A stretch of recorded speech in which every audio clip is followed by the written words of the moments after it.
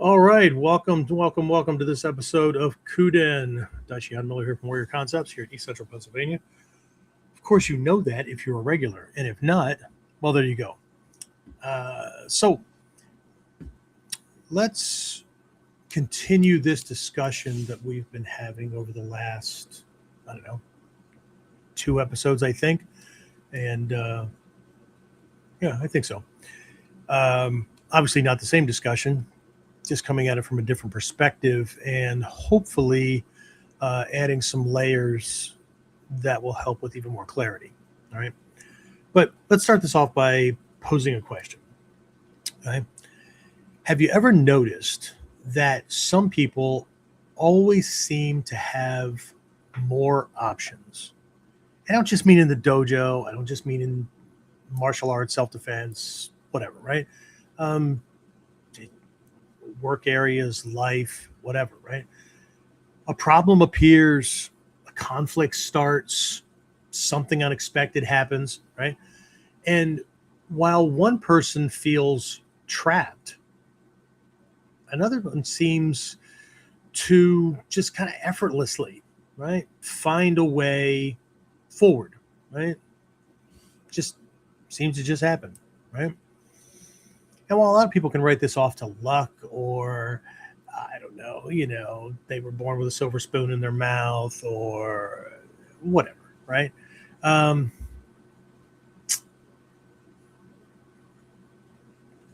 I'm sure we've all seen it, right? So in the martial arts, right, we can often assume that the difference is knowledge, right? Or it's more techniques, or the person knows more kata, or they've done more training than me, or they've been around for more years than I have, or they've got more rank than I do. But if that's true, then why do so many martial artists spend years, sometimes decades, learning, I don't know, dozens, hundreds, or even thousands of techniques, only to rely on the same handful, same couple of techniques, half a dozen or so, right? Over and over again. And everyone just kind of accepts that that's normal, right? Why do black belts often seem to use fewer techniques than beginners? I mean, hell, they know more. Why do some senior practitioners sometimes look like they're doing less rather than more? And I don't mean from an efficiency standpoint, right? I mean, you'd never know that they spent all that time, effort, money, whatever, learning as many skills as they did. And why is it that a student can train on the same technique for years only to suddenly have one class, one lesson, or one conversation that makes everything click into place? I'll talk about one of those here later in the episode. As you can tell, I've been thinking a lot about this lately, right?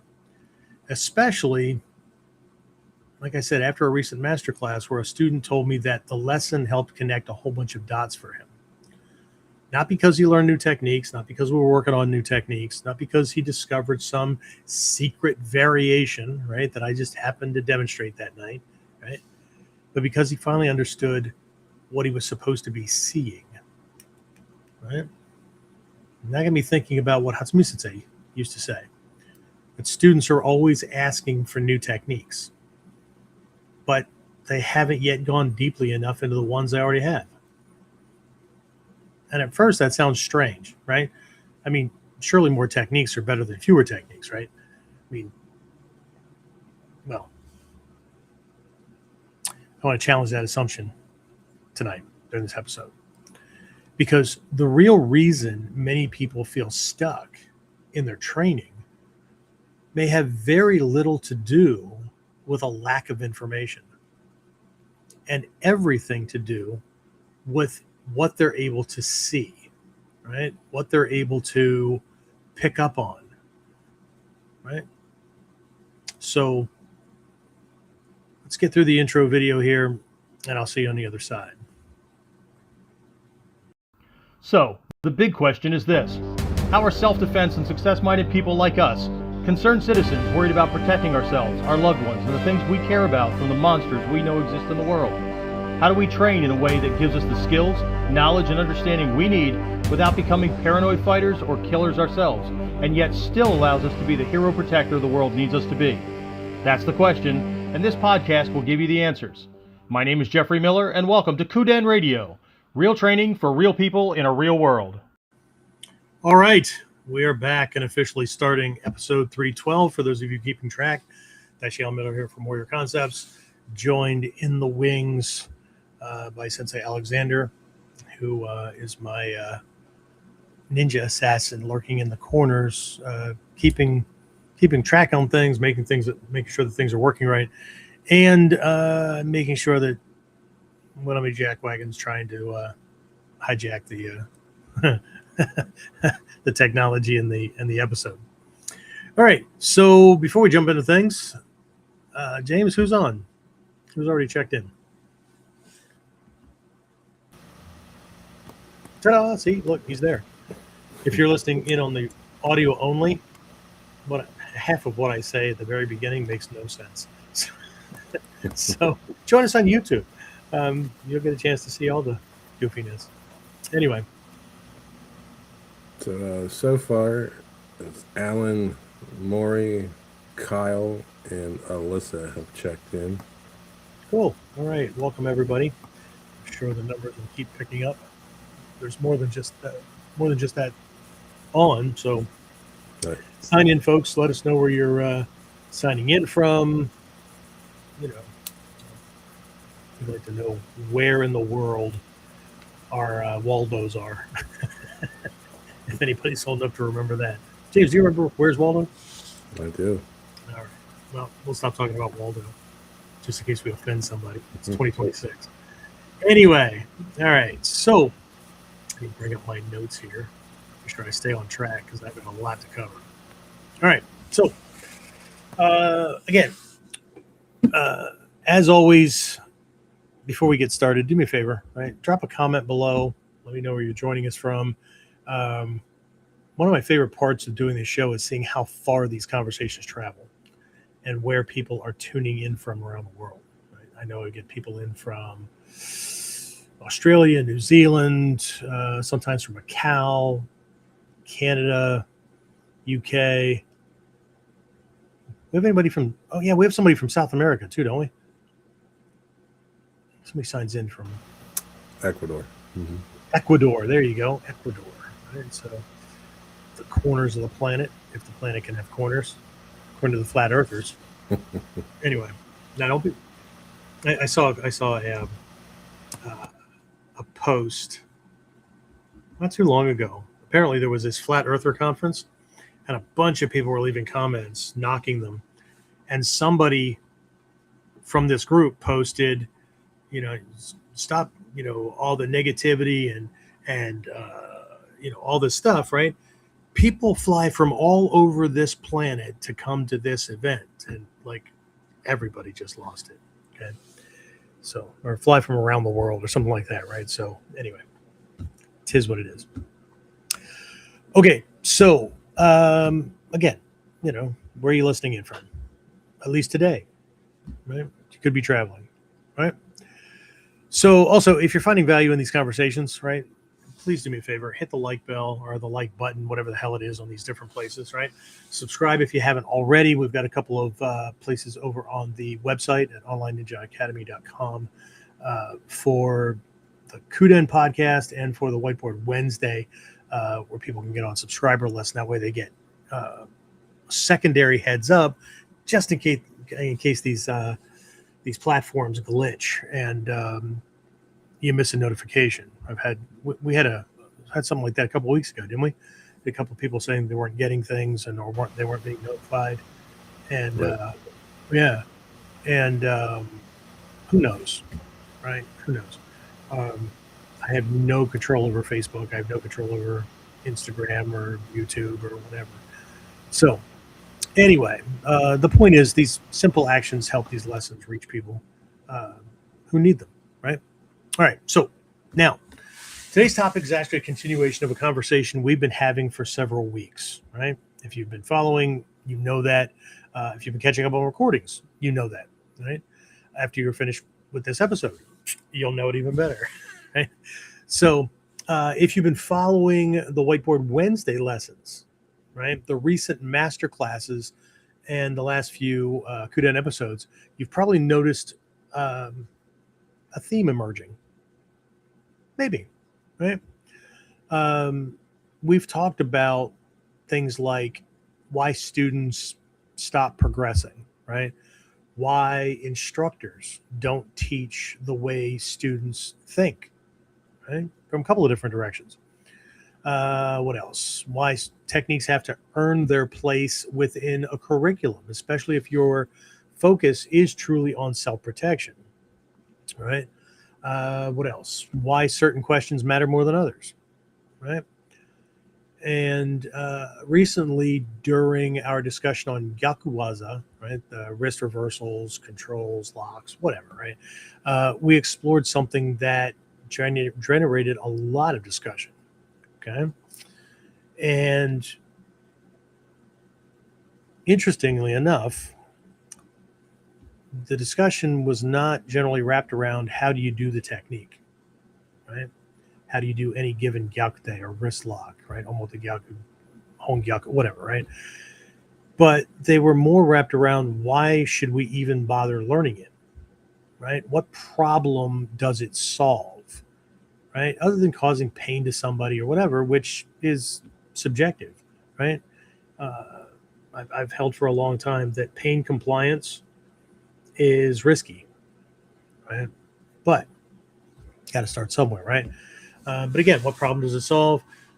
What makes the technique important enough to deserve our time, effort, energy, attention? Okay. I mean, we don't have a lot, right? We have a finite amount of those things: time, effort, attention, whatever, right? We have families, we have jobs, we have other interests, we have, we have training time, right? But again, instead of coming at things from the perspective of, it's the lineage, it's traditional, it's Hatsumi Sensei taught it, so therefore it's my teacher's teacher taught him and he taught me and I'm supposed to teach. Those aren't bad reasons, but from a warrior protector's perspective, sorry, they don't cut it, right? That's just like saying the reason is just cause, right? We're supposed to, or whatever, right? Again, we want to think about what it is that we're doing, right? This is one of the skills, being a strategic thinker, right? And again, that question led somewhere else quite interesting, right? Because once we stop asking, how do I do it? How do I do this technique? What are the moves, right? What's it called? What's its name? Whatever, right? And we start asking, why is it here, right? Because there's lots of self-defense programs that don't have a lot of things that we have in it, right? Doesn't make them crippled. Those people are still out there defending themselves in the real world. The cops, the security people and whatnot that learned those other systems, still working just fine, right? So why is it here, right? And when we start asking questions like that, right, a whole different level of understanding begins to emerge, right? And all of these things, right, and this continued thinking about this this perspective, right, led me to today's topic, okay? And the real reason that many people feel stuck in their training, not just in martial arts, right, but in life, in leadership, in personal development, in anything, right? Because I don't think most people are stuck because they lack information. I don't think people are stuck because they're lazy. I don't think people are stuck because, now, are there some? Sure, right? But typically not the ones I deal with, okay? I think they're stuck because they're still looking at the same things they've always looked at the same way. Okay? So now they're like that proverbial hamster or rat or whatever on the wheel in the cage, running their ass off, looking at the same scenery. Okay? And that's what we're going to explore today. Right? Now, here's the first question I want you to think about. Right? And if you're watching live, I'd love to hear your answers in the comments. Right? The question is, why do you think so many martial artists or self-defense practitioners spend years learning, quite literally, hundreds of techniques, skills, different ways of striking, different fists, whatever, right? Only to end up relying on the same handful when things become difficult, right? I don't care if we're talking about sport martial arts, we're talking about self-defense or whatever, right? They've learned all this stuff. And then if you watch them, they've collapsed everything to like 2 or 3 punches, 2 or 3 kicks, a move or 2, right? A favorite throw or 2, going after a certain clinch that they've become known for, right? Think about that for a moment, right? We've all seen it, right? Like I said, the grappler who always goes for the same submission, the boxer who always sets up the same combination, right? I saw this when I was a cop, the law enforcement officer who defaults to the same control method, right? It could be a chokehold, it could be a certain type of restraint, whatever, right? The martial artist who always seems to arrive at the same solution regardless of the attack, right? It's one of the things that I warn students about a lot, especially early on. We try to break that habit very, very quickly where they're up for testing and we'll have them, defend against a punch, grab, or kick or something like that from a given kamae or a given start position or whatever, right? And then once they've effected the escape, then they're supposed to do some kind of follow-up, right, to the attacker, right? Then if they're early enough, low enough in rank, whatnot, they can just back away to safety.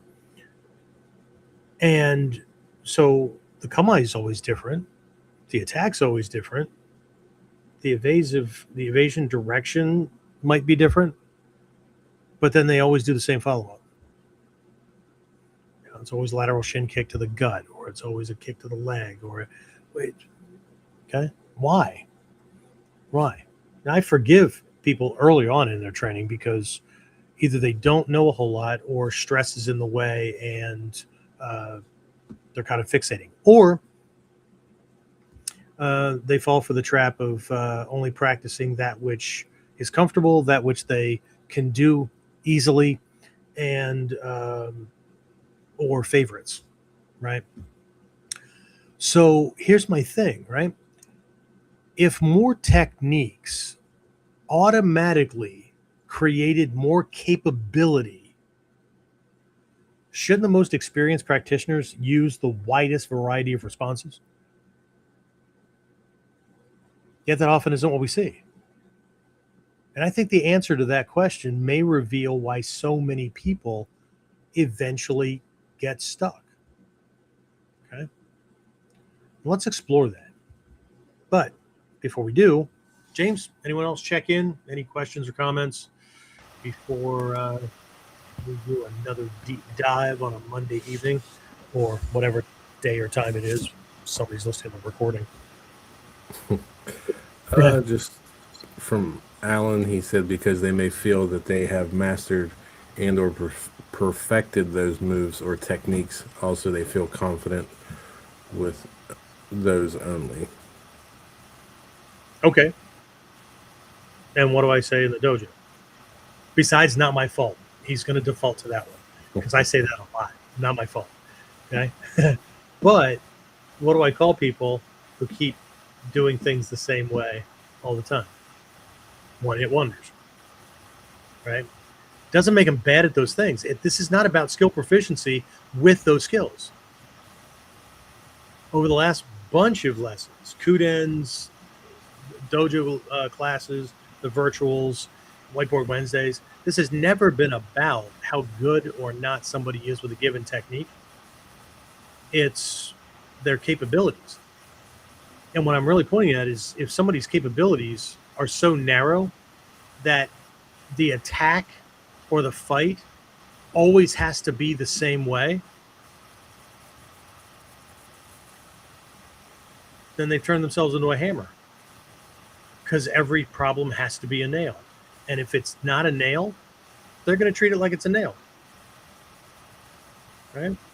Again, the key word here throughout all of these KUDENs and Whiteboard Wednesdays and recent class lessons and whatnot has been wrapped around capability, not ability. Anybody can learn anything and have an ability. The question is how does that affect your capability in certain circumstances? Right? Last week, the focus was on gyakute, these wrist reversals. Okay? Well, that was the technique we used to explore what the real lesson was about. How do I control somebody bigger, stronger, maybe even faster than me from long range, when all I have access to is his hand or one point of contact? How do I control an entire body easily when that's all I have? So that's a very specific context. We're going to explore more of them during this episode. Okay?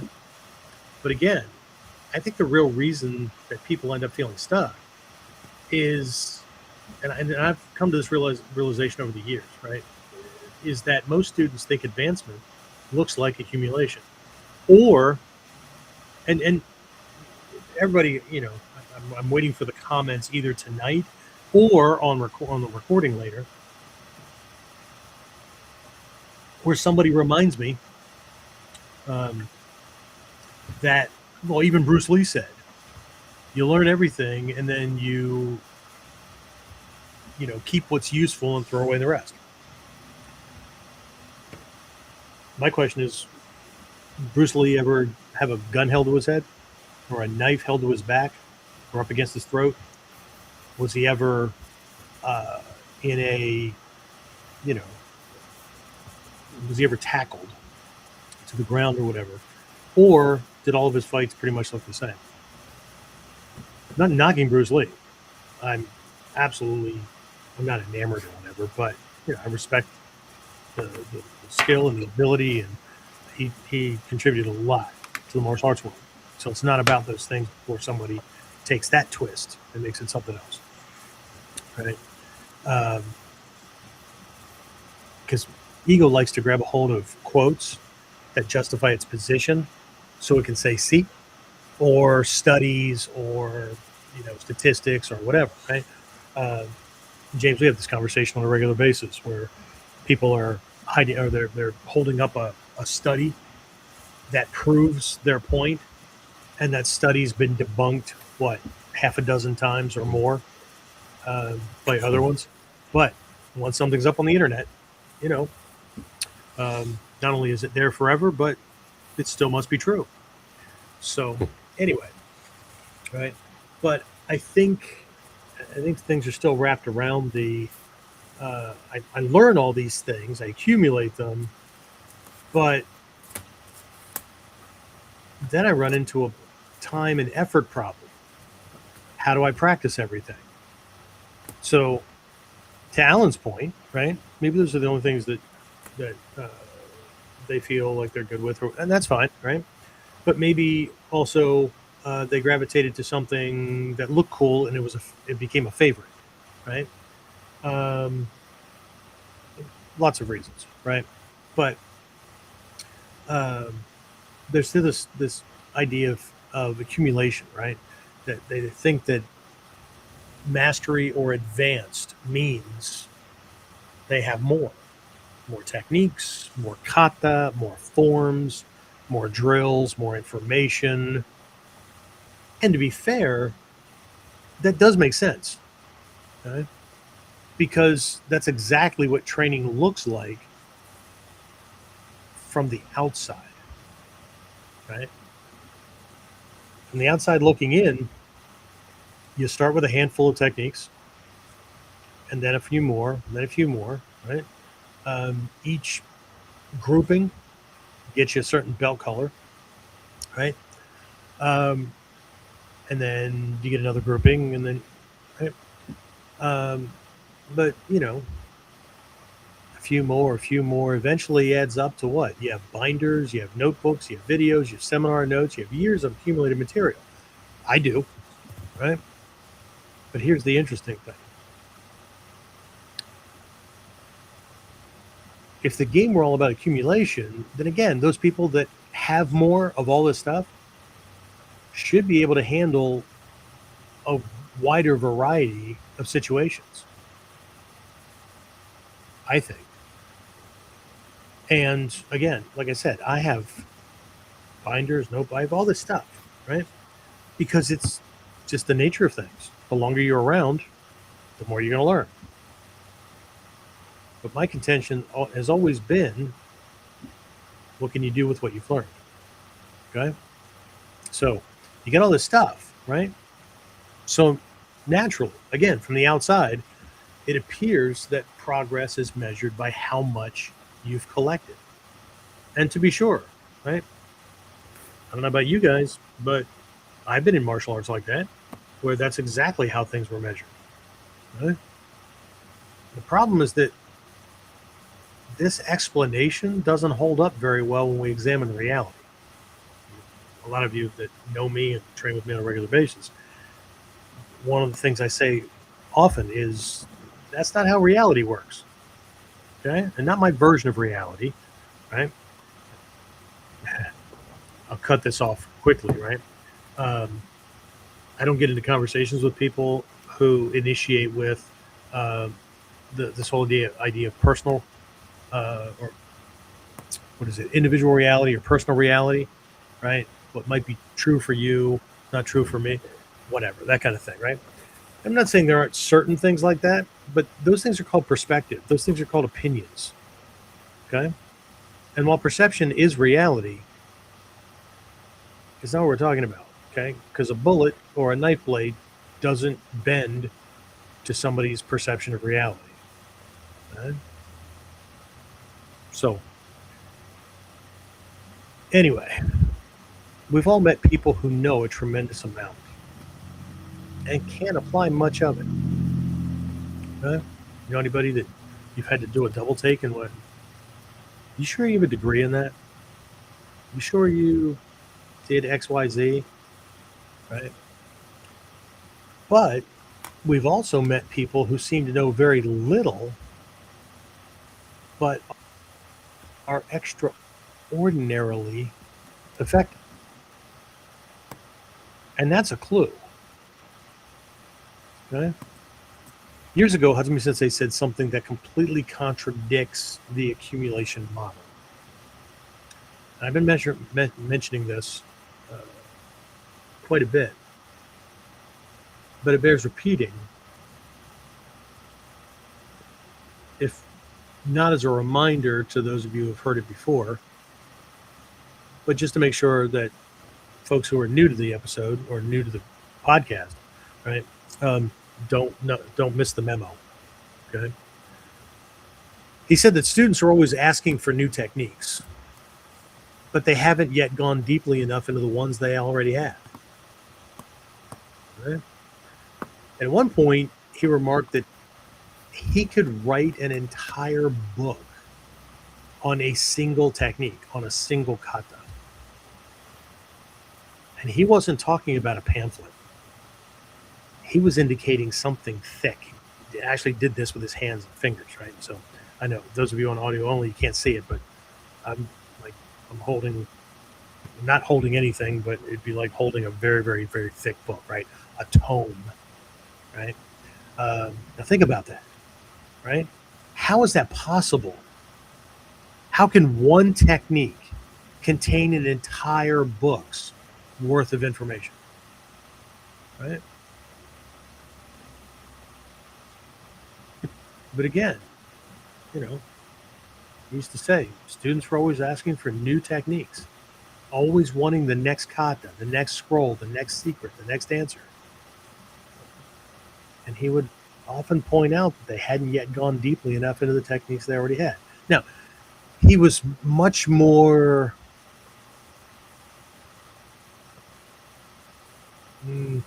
nice about it than some of the other master teachers, right? I remember seeing Noguchi Sensei, and he's the one that pops into mind at the moment. But somebody asking for these other things, and they just look at him and laugh and go, "Why? Right? You can't do the one you have already." Right? Or they're asking why, right? Why are we learning this technique? Why? How does it fit in, or whatever, right? So again, this is the opposite point, right? So here's this thing, right? Why? Okay, fair enough. And he'd say, doesn't matter. You can't do it. You can't physically do it consistently enough for that question to matter. Either way, right? At first glance or whatever, right? Both of these sound almost dismissive, right?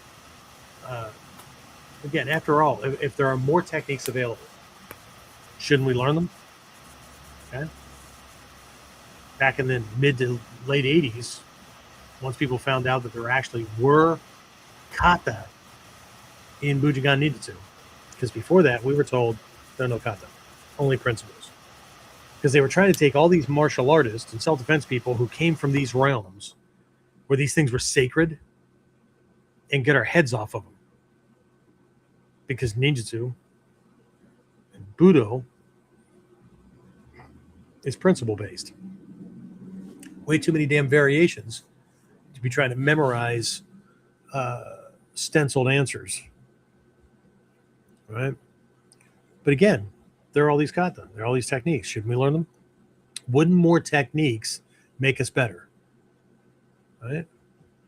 Now it almost sounds like I'm contradicting myself, and I'm justifying people learning a lot and then paring it all down to a couple of punches, a couple of kicks, a restraint or three or whatever, right? But I'm not. Okay. Because what if the problem isn't a lack of techniques? What if the problem is a lack of depth? And I think one of the problems that people have, and we may have inherited it from a Western academic approach to things, or I don't know, but I think most people approach advancement and progress and whatnot in a very linear way. But again, reality doesn't work that way, right? Our mind actually makes it look like that, right? But again, that this episode's not a thing about the mind, right? But again, what if it's a lack of depth? Because that's the way it was taught to me. It's not linear, it's depth, it's breadth, right? It's not on a singular timeline. Okay? Because again, if Sensei could write an entire book on a single technique, then perhaps the issue isn't how many techniques we possess, how many techniques we know. Perhaps the issue is how much of each one we're actually capable of seeing. Okay? For those of you who have been a student online or in the dojo or whatever, you probably have, because we give it very close up front to when you enrolled, the Taijutsu skill progression worksheet. It's more of a guide sheet, I guess, than a worksheet. But it breaks things down into 3 levels. And again, it's just a beginner snapshot look at things, right? And so, level 1 is basics. It's about mechanics. Level 2 is intermediate. It's about dynamics. Level 3, advanced, is about staging, intention, those kind of things. We just look at the basics part, right? There's 3 skill sets listed: kamae, striking, and body movement. Yes, I know there's no grappling there. There's no grappling on the entire sheet, because grappling is just a combination of kamae and body movement and striking. But you're not striking in grappling, Sensei. I understand. But this goes to the question: what does striking teach? Doesn't matter if it's with your arm or your leg. What's it teach? It teaches limb extension and and retraction. Right? The lessons are about at what point in time that leg or that hand or that foot or whatever can make contact with a resistant surface and not buckle, or make contact and not be overextended and not have the power it could have. But it's about flexion and extension. So if we're doing push-pull, it's still extension and flexion. Okay? What come I teach? Those kind of things, right? And again, I try to introduce people to this questioning thing from the very beginning to break this sacred, it's in our style. I've already determined our style is best, so therefore I don't need to question anything else. Right? Anyway, again, back to Soke saying he could write an entire book, right? The beginner hears that and thinks what? Right? There must be a lot of hidden details. Right? And yes, there are. But they're not hidden because they're secret. Okay? I don't think that's what he was primarily pointing toward. Right? I think he was pointing toward layers. Right? Perspectives, relationships, conditions, possibilities. Right? Things that only become visible as a student develops. Because here's the thing. The technique didn't change. I'm going to repeat this again several times. The technique doesn't change. The student changes. What the student's able to see changes. Perspective changes. Connections aren't visible at certain levels because we're focused on the step-by-step, trying to get that right. Where's my foot go? Where's my hand go? That kind of thing, right? Last week, we covered this with well, not just Omote Gyaku. We covered it with Gyakute, Ura Gyaku, Hon Gyaku, Omote Gyaku, and looked at it. And my personal students are going to be working on this for weeks, asking these questions. One, the skill that we're working on or the technique we're working on. What allows it to earn its place on the curriculum? And I don't want to hear shit about tradition or lineage. And I'm not knocking tradition or lineage, but from a warrior perspective standpoint, any time or effort or attention we're spending on things that will not improve capabilities in the context of reality out there, when somebody wants to beat, break, or kill me, I don't have time for that. We start with probabilities, and then we can work toward possibilities. All right? The probabilities, eventualities, oh yeah, right? The more likely something is to have or to happen, the more important it is to learn it and learn how to handle it well, quickly, as soon as possible. Right? But what we're talking about here, these layers, these things that are inside the technique, right?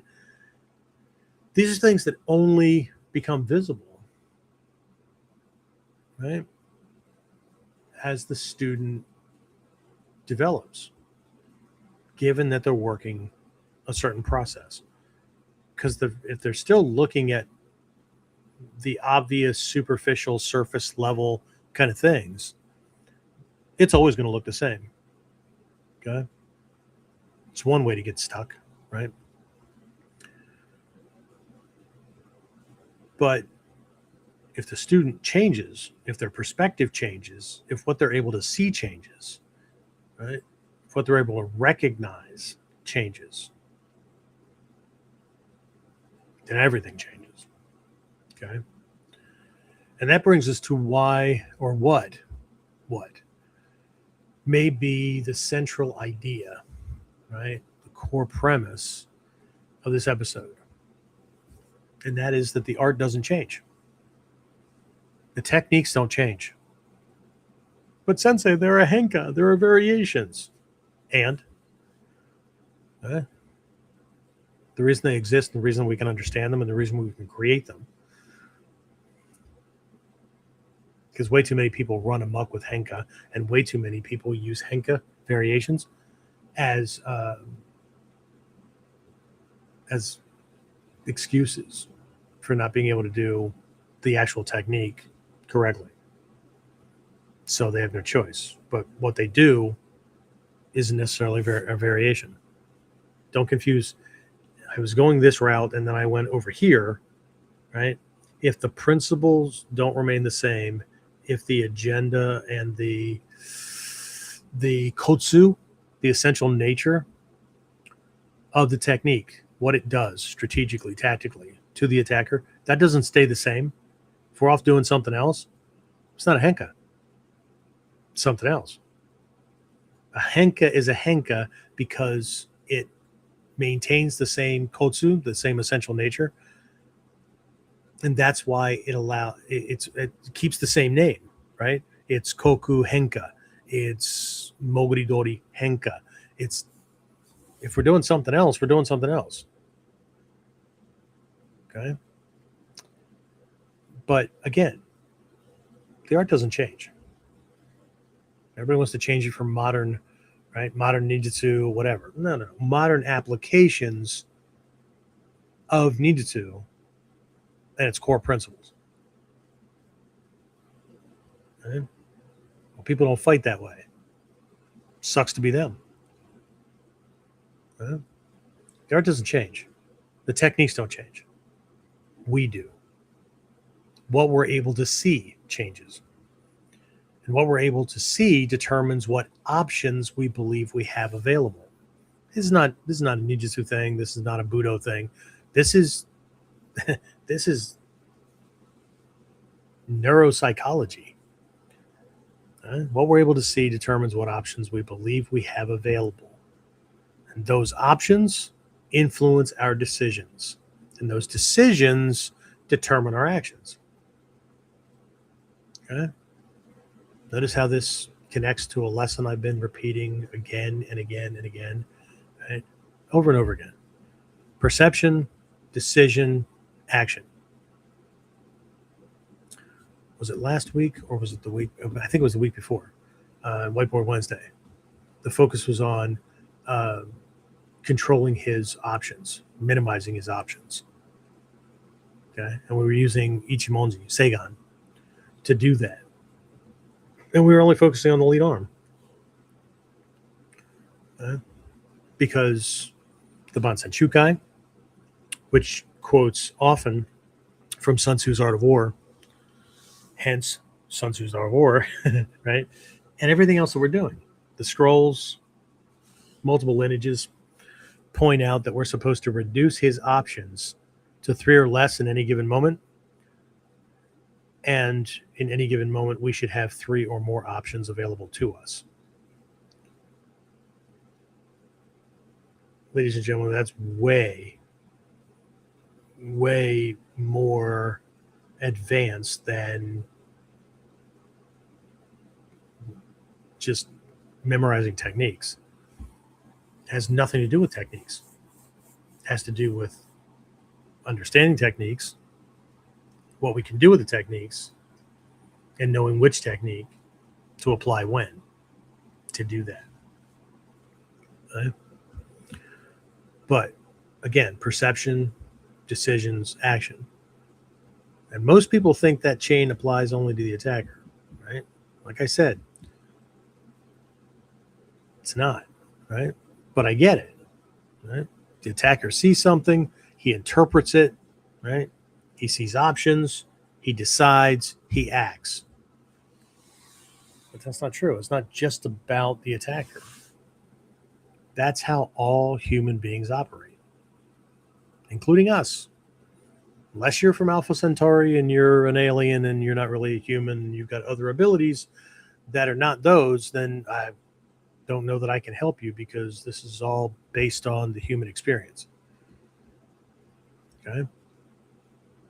But for those of us who are human beings, what this means is that if perception expands, right? If our perception of what we're able to see expands, then our options expand.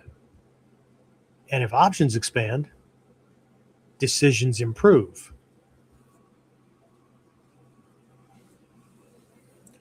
This is in Mikyo, this is in personal success dynamics and all that. He or she with the most options in any given moment stands the greater chance of success. Because if something doesn't work, you can switch. If something doesn't work, you can switch again. Okay? So again, perception expands. If perception expands, options expand. If options expand, decisions improve. We got more things to choose from, right? To make sure that we're picking something appropriate to what's going on. And if decisions improve, outcomes improve. Right? Those who believe they have no options, one option, dilemmas, whatever, they're going to have more problems. Okay? Because they only have a hammer or a hammer and a screwdriver. They're going to have to make do with what they have unless they expand their toolbox.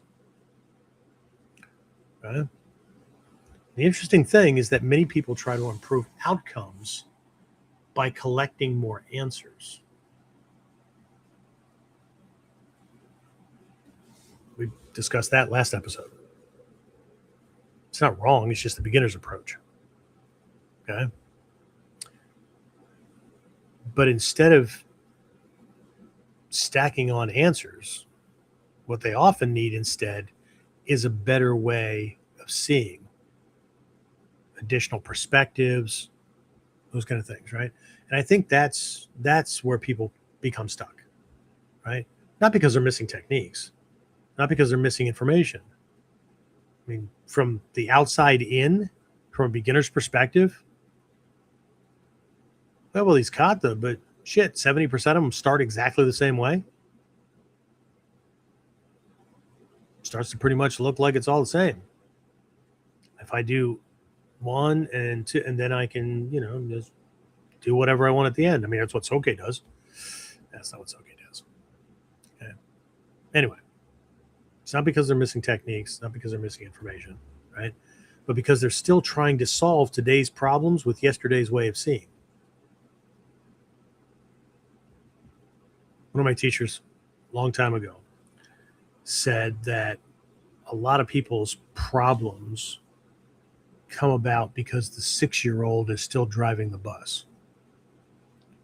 Decisions that were made by the 6-year-old or the 9-year-old or whatever about, when they were told no, they couldn't do something, or when they got hurt, or when they tried to do something and it worked or didn't work or whatever. They filed that away as good, bad, whatever. And here we are, 20s, 30s, 40s, 60s, whatever, right? And still operating based on the same code. We never got the upgraded lessons. Okay? Here's one I share with students, usually youth students, but sometimes adults, who have a problem hitting their training partner in class. And we train slowly for safety, and then we build things up and all that. But everything collapses just before contact. And I'm like, no, you got to try to, if you don't try to hit your partner, they have no reason to get out of the way because they can't see an authentic thing coming. And they'll go, I know, but I don't want to hurt him. Okay, look, I get what mommy or grandma or whatever, teachers, whatever their lesson was early on, right? That nice people don't hit. I get it. Okay. And then you were taught that or you decided that you're a nice person. Okay. But that was really like the 6-year-old lesson or the 3-year-old lesson or whatever. Okay. And while that holds true for most of life, okay, it doesn't hold in the martial arts school. Then I get this weird look, right? But it's time for the grown-up lesson. It's time for the big girl and big boy lesson. Okay? Put the big girl panties on, put the big boy pants on, whatever. Okay? Because the upgraded lesson is nice people don't hit other nice people, or don't hit other people, not trying to hurt them. Because sometimes that's all you have to stop them from doing damage. But the 3-year-old or the 6-year-old or whatever is still driving the bus. And we can rationalize it, but if we can't execute on it, it doesn't matter. Psychologists' office, counseling groups, and all that are full of people who know that something's not rational, but still can't execute on things. Okay? So, here's a question for you.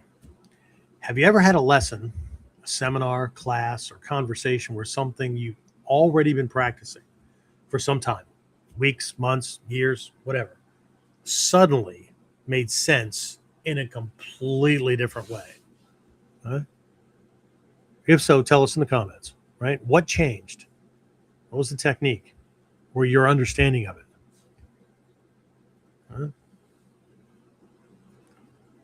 Because in the next segment, after I take some questions and comments, we're going to look at how students progress from wanting options to wanting better options to wanting earlier options, and eventually to seeing possibilities that were invisible to them before, that most people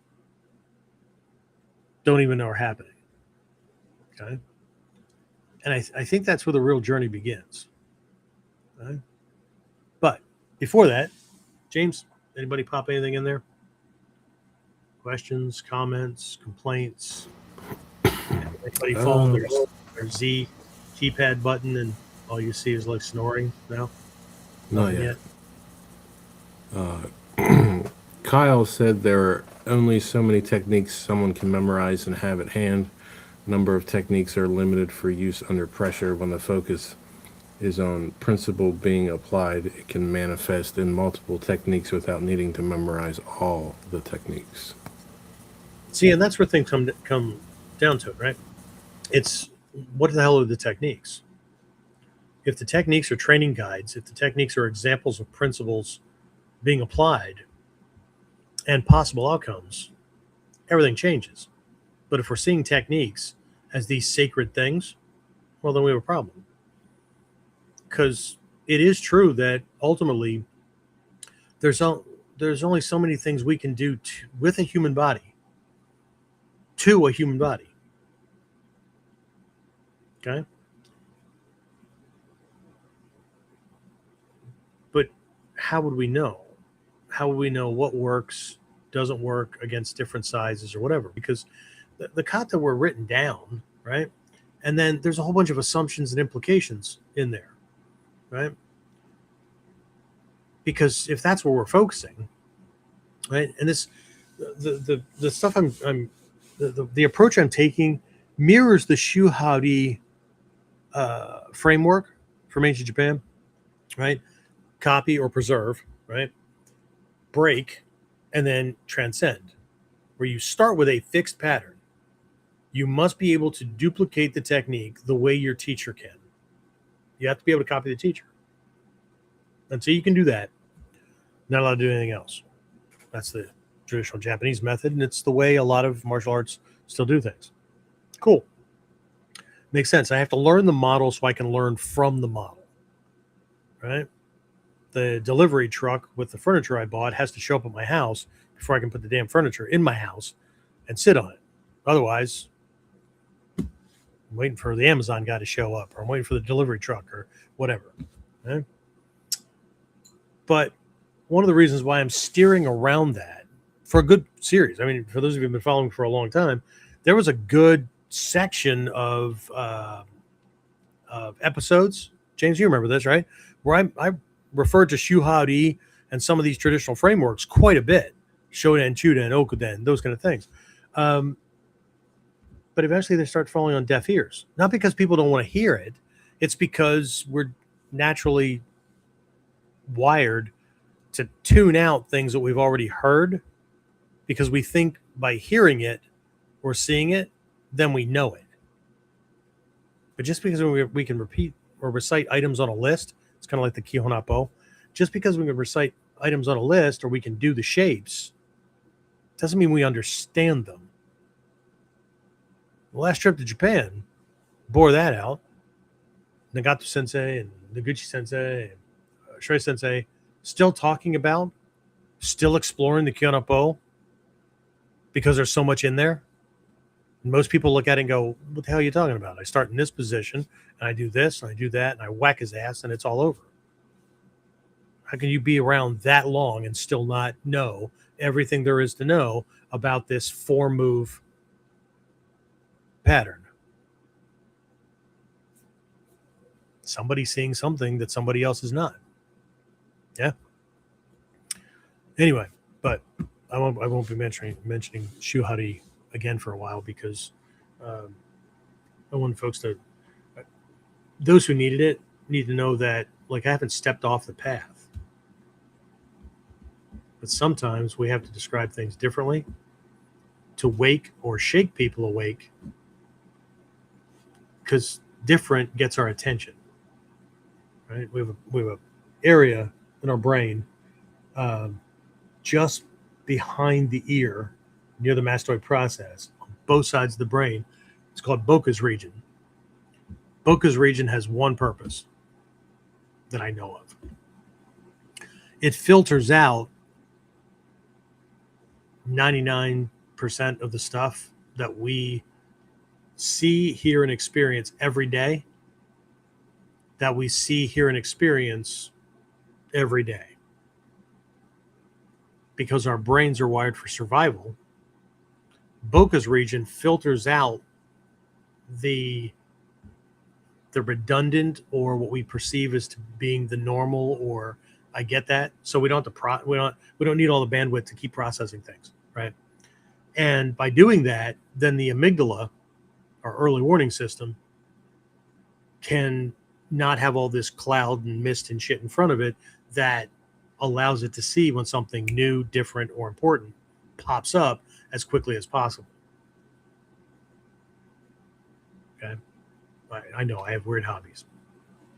Anyway, we have to be careful with that, right? Because part of becoming enlightened, or becoming whatever, right? The seeing thing is to understand. Hatsumi Sensei talked about nature all the time, right? What's natural? Right? Well, if we don't understand how our mind works, at least to some basic level, and the things that it does that are natural, then we can't be mindful of when those things will trigger, so that we can't let them filter out the shit that we're supposed to be paying attention to. The more often you see Ichimonji no Kamae, the more you're going to take Ichimonji no Kamae for granted, because you, quote unquote, know it. But by changing the questions, by changing perspective, by asking different questions, by putting things into different context, now the mind has to solve for X. It has to close the loop. It wakes it up because we're doing something different. And we circumvent Broca's region. So now we're not looking at Ichimonji because we assume Ichimonji. We're looking at Ichimonji for something we missed. Okay. It's a whole different story.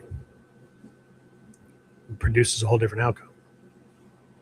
Anyway, I think I gave people enough time to list techniques or whatever to answer my question. Anybody pop anything in, James?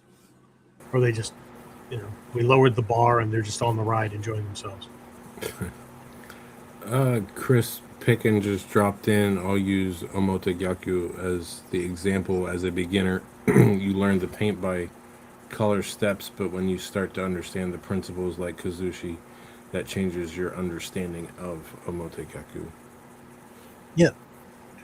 And that's good, right? So not only how does it break it, how does it apply Kazushi? How does it do it to the body? How does it do it to the mind? How does it do it to the heart or spirit, right? How does it break the spirit? But also, how does Kazushi already have to be affected before I can easily put this thing on?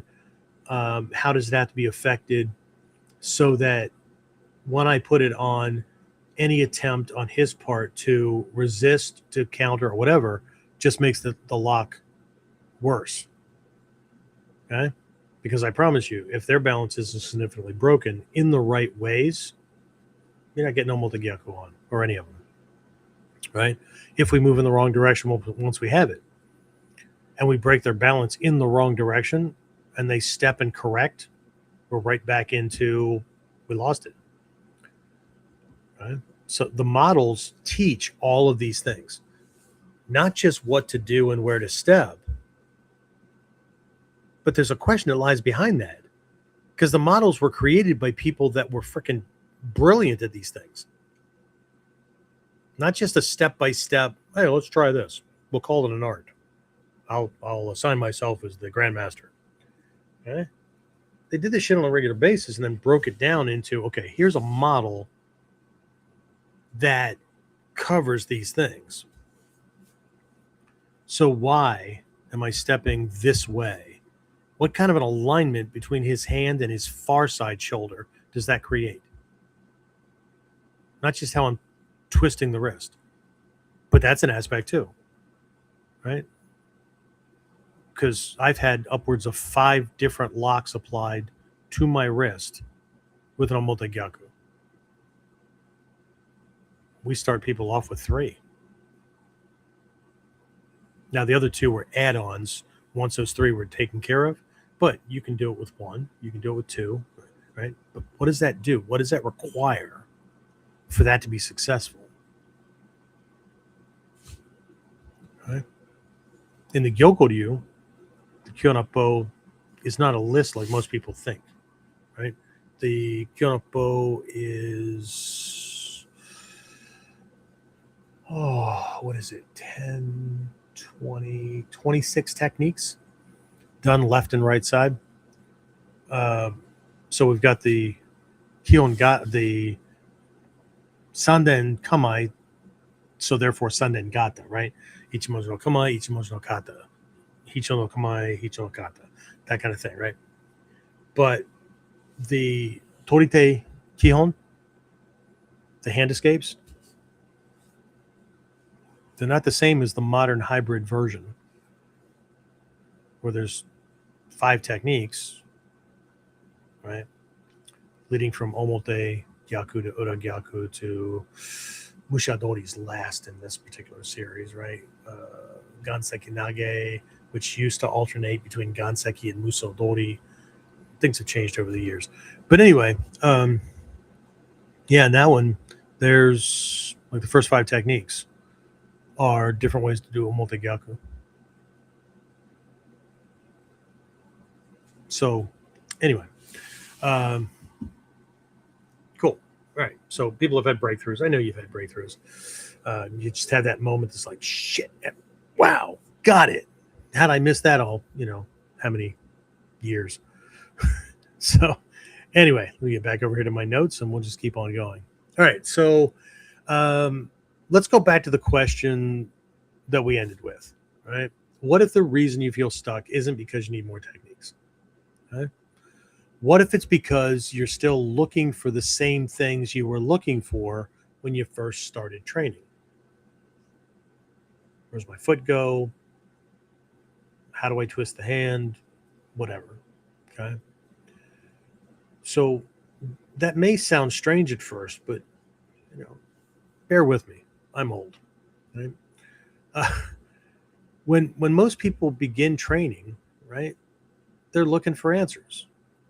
We've talked about this, right? Specific answers, concrete answers, right? Certainty. This is the beginner's mind. They're looking for something they can do, right? Someone grabs them, someone punches them, someone pushes them, whatever, right? Someone threatens them, right? The question is simple. When they do this, what do I do? What can I do? Right? And there's nothing wrong with that. In fact, I've been saying this all along. It's exactly where they should start. When you're new, you don't need philosophy. You don't need strategy, not advanced strategy, right? You don't need subtlety. You don't need advanced concepts. You need options. Any options. Okay? Because any options are better than standing there frozen, better than being overwhelmed, better than hoping things work out, better than shitting your pants. Okay? It's true.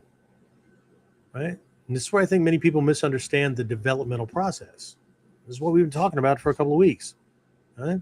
This developmental process. Not just diving in to a bunch of random YouTube videos or different seminars or whatever. All these things serve a purpose, but if we don't have a structure and we don't have an understanding of the developmental process, then we get overwhelmed with too much information, too many ways to do omotegyakku, too many ways to do XY, right? Okay. The beginner's not asking the wrong question. The beginner's asking the appropriate question, right? What do I do? But that's a beginner question. Okay? The problem begins when we continue asking that same question for the next 10 or 20 years. Okay?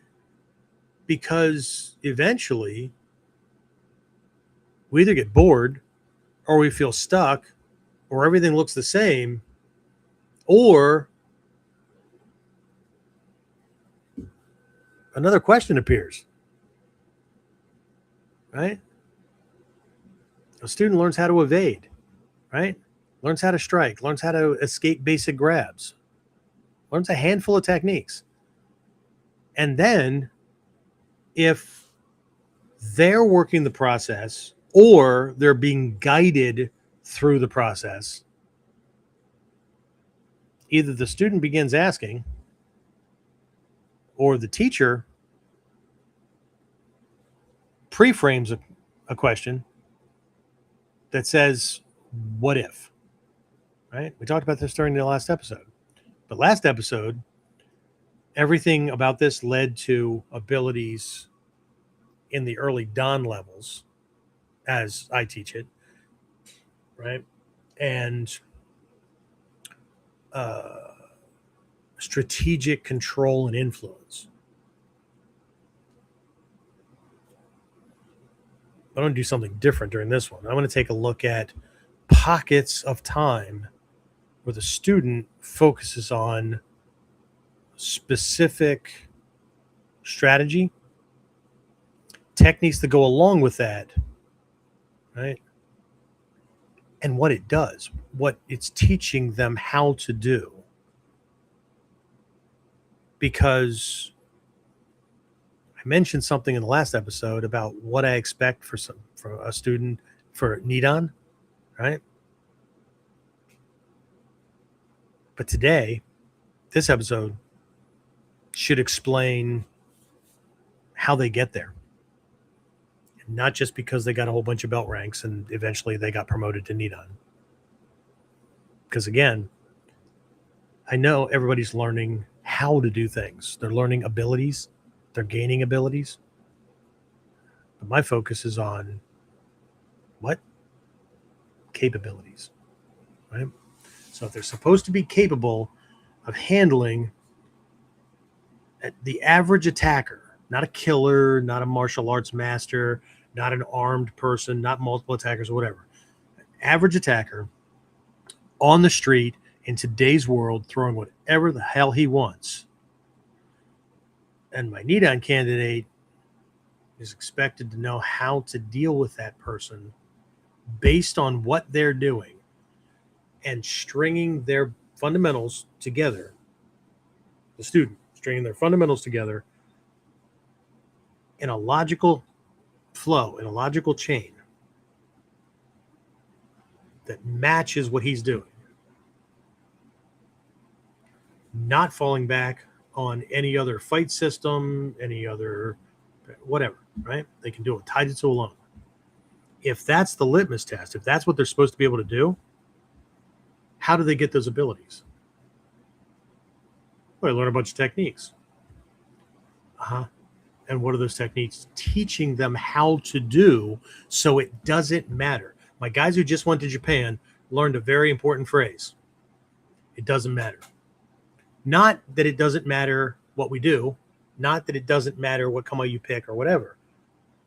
It doesn't matter what he throws. It doesn't matter if he resists. It doesn't matter if he's bigger, stronger, whatever, because what we're doing doesn't allow those things to matter.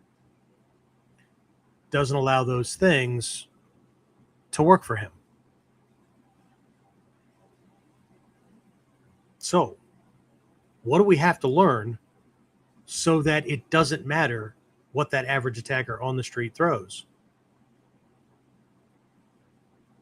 For us to be able to string our basics together in an unbroken flow based on what he's doing, using a strategy that matches, we're not fighting like him, it matches as in mirrors, right? It's the perfect answer to his fighting strategy so that it neutralizes it. What do we have to know? More than one way of fighting, more than a couple of skills, hoping that they're going to work on this particular person. Okay? But again, right? Once we get through that basic stage, right? The student begins asking, what if? Right? What if he's bigger? What if he's stronger? What if he's faster? What if he outweighs me by 100 pounds? My guy saw somebody like that in training in Japan. He outweighed me by more than 100 pounds. I think everybody would agree about that, right? But what if, right? What if he has more experience? What if my first technique doesn't work, right? Now the student's no longer simply looking for options. Students looking for better options, right? Not necessarily to swap out techniques, but, right? How do I recover? Not just how do I do something, right? How do I adapt to him? Not just how do I do the technique harder, better, faster, stronger, right? How do I make it so it doesn't matter what he does? Right? The student's looking for better options, right? And that's a very different thing. Okay? And notice what's happening. The beginner sees attacks, right? The developing student sees conditions, distance, timing, structure, position, balance, momentum, right? The attack is still there, but now it's no longer the only thing being seen, the only thing that's dominating perception. Right? This is one of the reasons I often tell students that advancement isn't primarily about learning new things. Okay? I truly do believe that if you followed Hatsumi Sensei's advice, right? You learned one technique and you learned it to the degree where you could write a book about it. And to do that, one of the biggest ways to do that would be to run the Kyonapo principle from the Gyokoryu, right? where you learn that technique and then you make 8 variations of that technique, all doing the same thing. And then you make 8 variations of each variation. And then you make 8 variations of each of those variations. You do that until the original model, you lose it. It just becomes another variation among these variations, right? Another way to do this thing that I believe that you would discover minimum 70, 80% of the techniques on the scrolls of the 9 schools, and then some, if not all of them.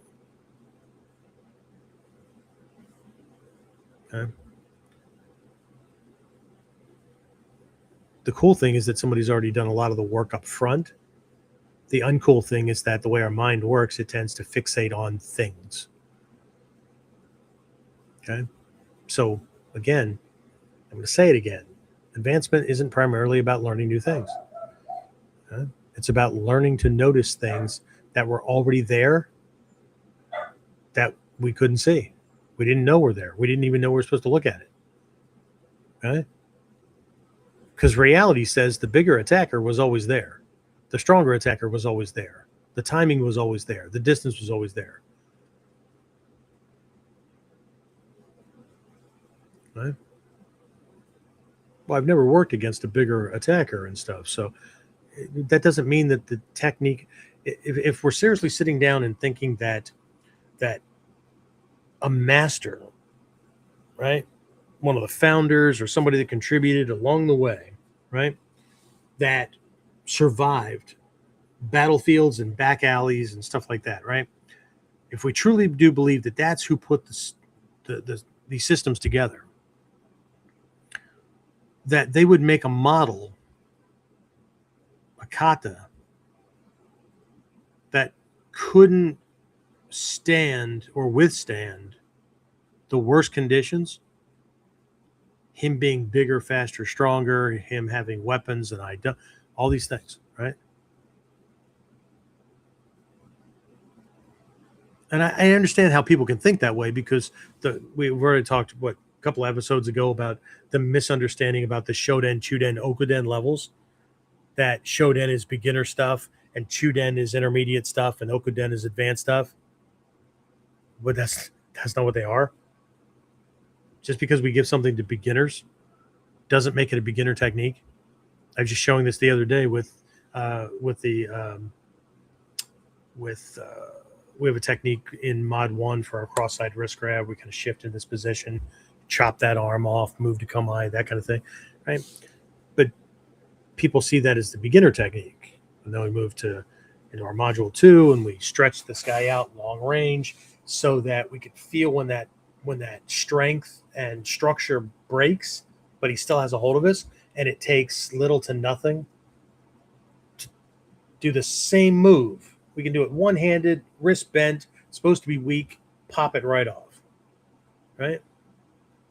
But my point was, what if I try to drop back into Ichimonji and I can't? That mod 1 technique, perfect answer, because I'm right there and that's what it's designed for.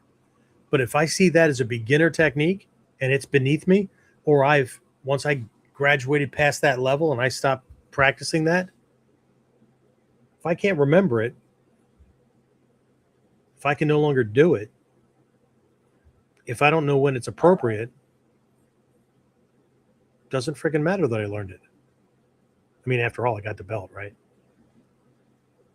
So anyway, so again, bigger, stronger, faster, whatever attacker was already there, okay? All that stuff, right? The point here is that the student simply wasn't able to see those things yet because all of their attention was wrapped up in, it was consumed by survival, right? And that's normal.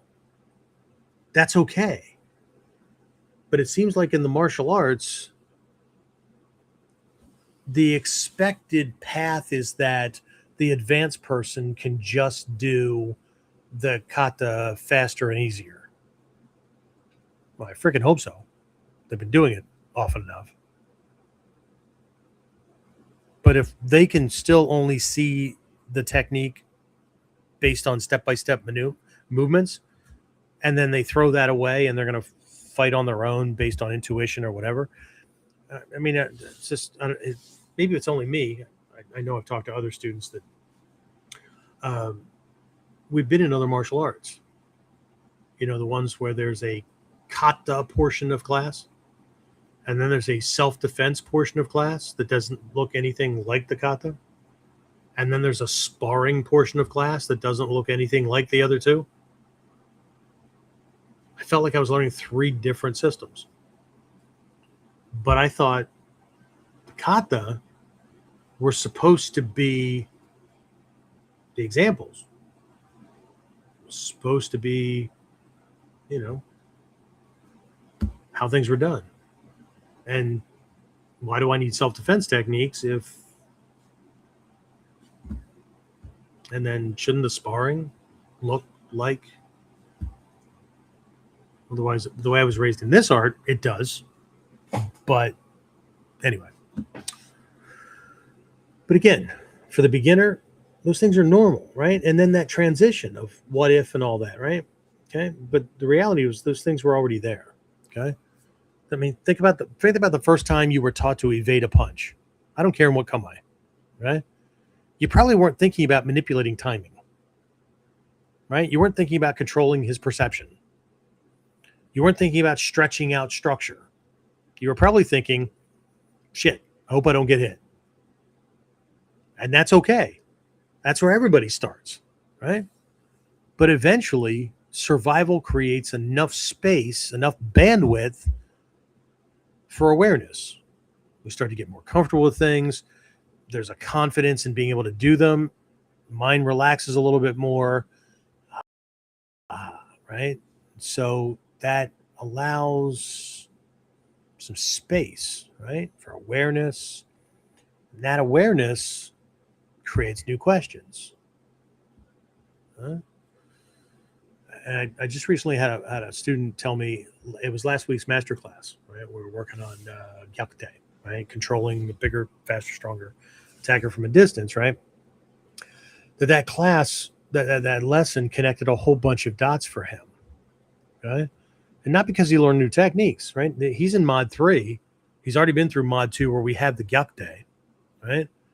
He didn't learn anything new, but things clicked into place for him because I walked everybody through, here's the beginner's view on the gyakute. It's pain compliance. Make this guy let go, right? Make him not want to touch you again or grab you again, right? Okay, cool. Okay. And then from the intermediate stages, right, where it's a control mechanism, right? It's the steering wheel. Okay? But the focus on both of those is the takedown. It's the, how do I use omote gyaku to end this thing, right? For the advanced student, they're not just better at doing omote gyaku. They start to recognize that I don't need to take this guy down with an omote gyaku or uro gyaku, hon gyaku. I can use it just momentarily, just long enough to set up the next thing. And then there's a stage after that, okay? So again, things didn't click for him because he learned new techniques, right? Everything was familiar. What changed was that he finally understood what he was supposed to be paying attention to at each level. And if we miss things at this level, the things that we're supposed to be looking at the next level, even if we can see them, because there's seeing things and being able to execute on those things. There's 2 sides to a technique, just like the 5th Dan test for the Saki test, right? There's two primary skill sets. One is being able to sense unseen danger, being able to feel the Saki, the murderous intent. And anybody that's trying to simulate those skills in class, and the partner is not trying to bash in your skull, even if you're using something safe, but if their visualization and their intent is not to do damage, then it's guesswork. Because that test is about detecting saki. It's not kuji. Kuji comes later, which is detecting danger that has no intent behind it, in front of it, around it, anything. But danger exists. So somebody's swinging and there's no intent because they really don't want to hurt you or whatever. Okay? That's not the same. So again, two things, right? We have to be able to see what we're looking for, detect it, recognize it, and we have to be able to implement on it. That's capability. Two skills that create a capability. It's different. Okay? So I think that's one of the most important lessons in martial arts, right? The techniques often aren't the lesson. The techniques are the vehicle, right? The lesson is what they're teaching us to see. Okay? Let me say that again. The techniques often aren't the lesson. The techniques are the vehicle. It's like the Sanshin, right? 3 hearts, beginner's heart. Hatsumi Sensei taught a long time ago. The idea of the Sanshin is to explore with the heart of a 3-year-old. 3-year-old gets something brand new and has no idea what it is. And it has to figure it out. Has to look at it from a bunch of different perspectives, right? It'll chew on it, it'll pound with it, right? It's 100 different things in 15 minutes. An adult comes along, breaks through that, gives them a name for it, tells them what it's used for, and tells them if you're not going to use it for what it's designed for, don't touch it. And for the rest of that child, human being's life, it's forever the thing, right? Could be another reason why we're stuck, right? But this is why two students can watch the exact same demonstration and walk away with completely different lessons. Perspective, what they're able to see, right? One sees a wrist lock, another sees leverage, another sees positioning, another sees timing, another sees a way of controlling someone's choices before the lock is ever applied. Same technique, different eyes, different lesson, different stages of development. Right? And that brings us to something I've noticed over and over again in martial arts. Right? Well, my long since martial arts lessons have just bled out into, if it's true here, this is a microcosm. How does it show up in the macrocosm? How does it show up in the everyday life? Okay. But either way, right? Most students believe progress means having more options available. We've talked about that, right? But eventually they discover something unexpected. The real breakthrough isn't having more options. The real breakthrough is in having better options. Okay? And then later still, it's having earlier options. Okay? Think about that. The beginner asks, what do I do when he attacks? What do I do if he punches? What do I do if it's a hook punch? What do I do if it's a straight punch? What do I do if it's a stomach punch? What do I do if he grabs me this way or a different way or whatever, right? The developing student asks, what gives me more control? Okay? But eventually another question appears, right? I think it's a much more interesting question. Instead of asking, what do I do after he attacks? The student begins asking, why am I waiting for the attack in the first place? Okay, because now we're no longer trying to manage the attack. Now the thinking has us where we're beginning to manage the conditions that create the attack. Okay, and that's where we'll go next. Okay, because the shift from reacting to attacks to disrupting them before they fully form may be one of the biggest developmental leaps a student ever experiences. Okay. So before we move on, I'd like you to think about something. All right? Look back over your own training. What was the first thing you started paying attention to that you never noticed as a beginner? Was it distance? Was it timing? Was it balance, position, intent? Okay. Anyway, just leave a comment. James will let me know here in a minute. Okay. Because your answer may reveal more about your development than your rank ever could. Right. So it's that time again, James. Questions, comments, aha moments. Sensei, you're full of shit. Yeah. I haven't seen anything come in this time. Wow. So perhaps I put him to sleep. Right. So I didn't want this episode to be about like I didn't want it to be a duplicate of what the last one was, where it just seems like I'm just going through levels. Like last time I talked about what our Shodan things are, Nidan, Sandan, whatever. Okay. But I am going through the progression that I'm talking about walks through our modules, which throw people, I get it. It throws people off because people are used to a Q level thing that has some techniques here, some techniques here, some techniques here. You learn these techniques, you get this belt. You learn these techniques, you get this Q level, whatever. Okay. But I'm focused on capabilities. Okay. And there are different ways to approach how to deal with an attacker. Some are easier. Some require more developed perception, skills, coordination, right? And so these things are organized based on the general developmental path and next questions that come up. Okay. So again, I don't want to spend the time making it sound like I'm, I don't know, just spelling out our curriculum or whatever. But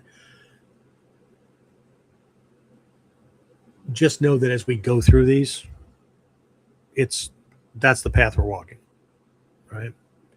So what we're looking at is options from different places, from different perspectives, okay? And again, one of the most interesting things that happens as students continue developing is that they begin asking better questions. Right? Or they're taught they should ask better questions. Right? One of the ways I do that with new students is they'll ask a question and I answer the question exactly as they asked it, not the way they intended it. That's not funny, Sensei. You know what I meant. That's not what you said. Okay? Clarity is a key condition for mastery. Call it wisdom, call it enlightenment, call it whatever you want. Okay? Clarity of question determines clarity of answer. Precision of question. Right? All that. Okay? But they begin asking better questions. Not just questions, not just early questions like, the beginner who hasn't developed the coordination yet or can't get, they can't break a cross-side wrist grab with two hands and, on somebody their size and who isn't full on locked down, but they're going to ask, what happens if, what do I do if he's bigger than me? What do I do if he's stronger than me? Dude, let's get this part right.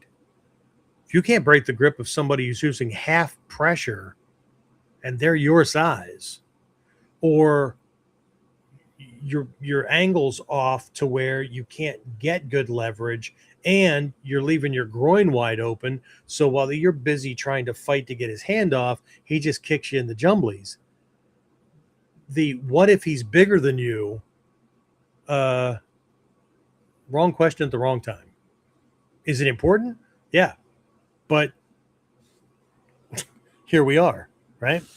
So again, not just early questions, preemptive questions, different questions, right? And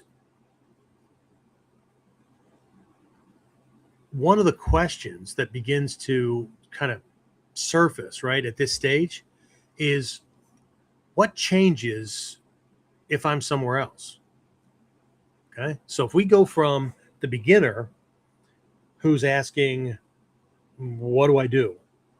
If he does X, what do I do? Right? What if he grabs me with two hands? What if he grabs me in a choke from the rear? What if he, right? And then we go from that to what if, right? What if he's bigger, stronger, faster? And then there's another iteration of that, which is, what if I can't let this guy hit me even once? He's faster. He's that big, that strong, that kind of power. That's not going to go well. Right? What if there's something behind me, stairwell, wall, whatever? I can't step back. I can't use long range defensive angling to stretch him out. Right? What if the door, what if the escape route, my escape route, right, is behind him? Shit. Okay. And I can't go around him. Right? Now, is there a way for me to affect this earlier? Right? How do I beat this guy to the punch when I'm not faster than him? I need to go forward. I need to go through this wall. How do I do that if he's bigger or stronger or structures bigger, whatever? Okay. So that's a different question. Leads to different answers. Gives a whole different reason for go now, go first. Right? This is also another way of organizing the sens. Go no sen, right? I initiate my movement upon his movement. Right? That's what we call water strategy. It's this long range defensive angling. Right? He's already attacking. Right? That's mod 1, mod 2 for those of you in the program. Right? Gives a whole new reason for sen no sen. I initiate my movement upon his intent to move. Ooh, well, that's different. Yeah. What do I need, ESP? No. But a lot of things that people call ESP is really perception and being tuned into things that you didn't know were important. That intuitive feel, right? Well, that's women's intuition. I'm not a woman. Yeah, I know.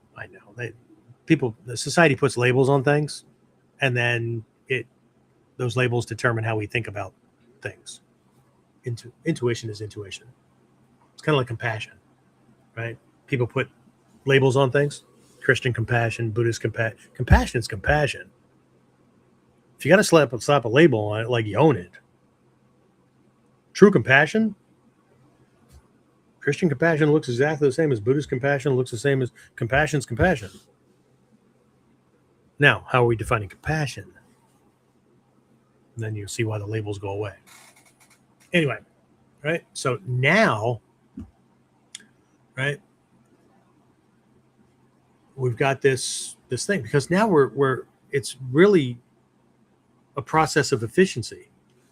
Because if I'm going to deal with the attack as it's coming, I'm late to the game, right? So that's where the beginner is, right? I'm gonna avoid this and then try to do something or try to run away or whatever, right? Next level up, I'm using long range defensive angling to stretch him out, to break his structure, to break his strength and all that kind of stuff, right? Now I need to have some options. This is where the techniques come in.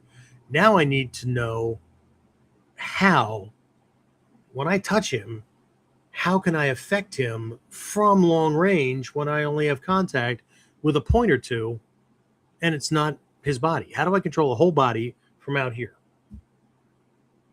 So now we have gyakute. We have, a different way to apply the arm bar and stuff, known as musodori, right? All this kind of stuff, right? And then if I'm preempting, right, and I'm getting in there, and the point isn't speed for the sake of speed.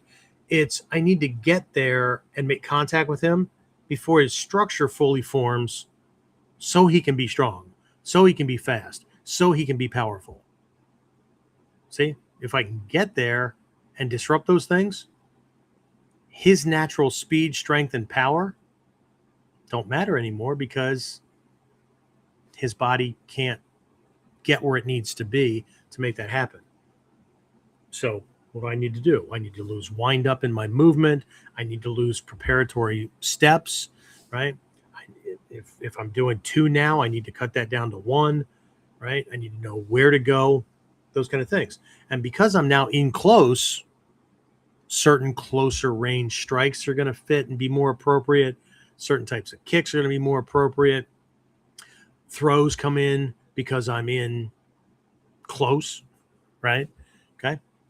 So now I can do less to get more because my coordination's better, catching him and forcing him to operate from a weak position. I'm going to operate from a strong position. So now I've just neutral, right? So I'm getting better at these things, right?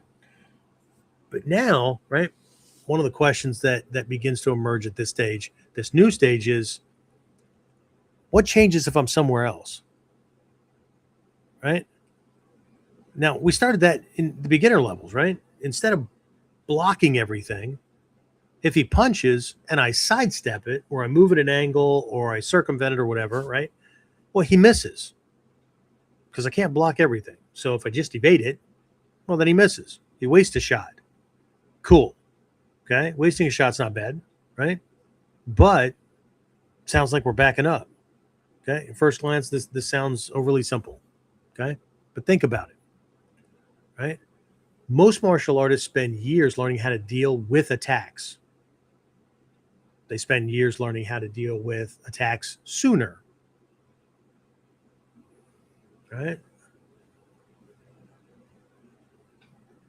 But as we're moving to that mod 3, right, and we're preempting, we're realizing that perhaps the biggest advantage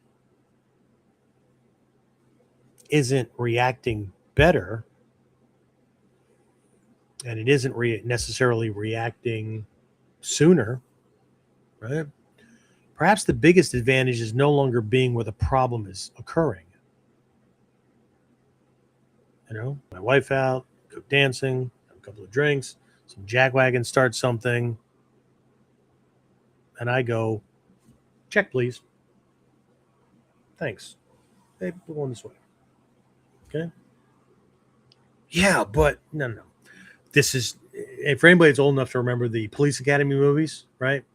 I am not Tackleberry, and I will not be pounding my head against the hood of a car at the end of the show because there was gunplay and I missed it. I don't need to involve myself in things because I have these skills. Okay? This is where positioning begins taking center stage. It's not just about getting out of the way. Okay? Because when I say positioning, I'm not simply talking about footwork. I'm talking about relationship, relative position, perspective, the geometry of conflict. Because where you're standing relative to his body determines what's possible. It also determines what's not possible. Right? So let's go back to something I discussed in a recent Whiteboard Wednesday, right? Most people think attacks happen because someone decides to attack. And that's true, but it's not exactly complete. It's not the whole story. Okay? Attacks also happen because certain options appear available to an attacker. Options as in who looks like an easy target, who looks like they're uncoordinated and couldn't fight their way out of a wet paper bag, right? A whole bunch of things, okay? Certain opportunities seem present. Certain conditions suggest to the attacker that there's a better than not chance of success, okay? Either way, the attacker sees something. That's called perception. Makes a decision and then acts. There we are again with that same chain. Perception, decision, action. Okay? This is an advanced perspective because everybody's looking at cause and effect on the outside. But advanced practitioners, people leaning into that Tatsujin master side, look at that cause and effect happening on the inside. Oh, I'm sorry. For the audio only, I was just touching my head, pointing at my brain. Okay? So the same chain we've been discussing throughout this episode, right? And here's the interesting part. What if we could influence perception before influencing action?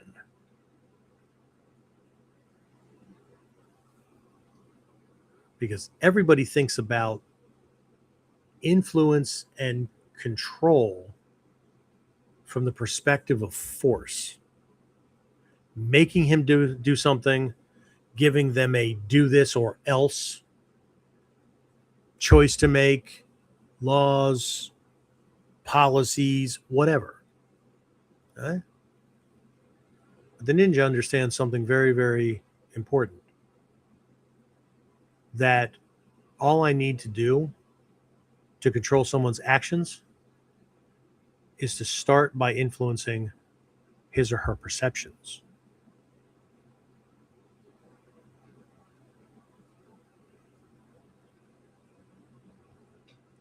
I don't have to force action. This is where Kijinkan Ho comes in, right? This disguising truth and falsehood, which, by the way, is the subject for the next episode.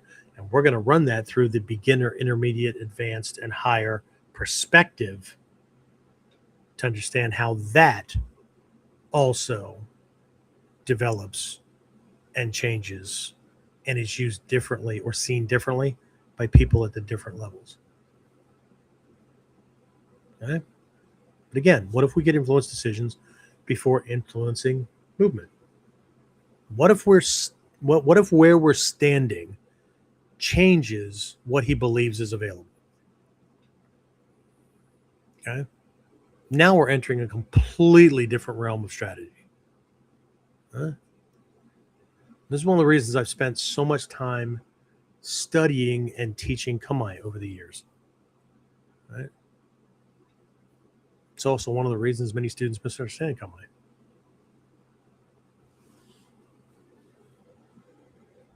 The beginner sees postures. The beginner sees shapes, stances, right? They confuse them with these dachi that other systems use. They see hand positions. They see foot positions. The more advanced student begins seeing something else, right? They see possibilities. They see communication, messaging, right? They see the telling of a story that he has to process. They see questions. Come on, ask questions. Okay? How are you going to deal with this? How are you going to get around things? How are you going to get at me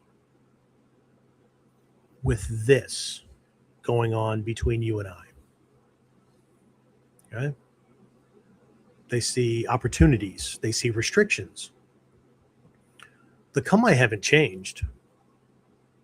What changed is what the student's able to see. Okay?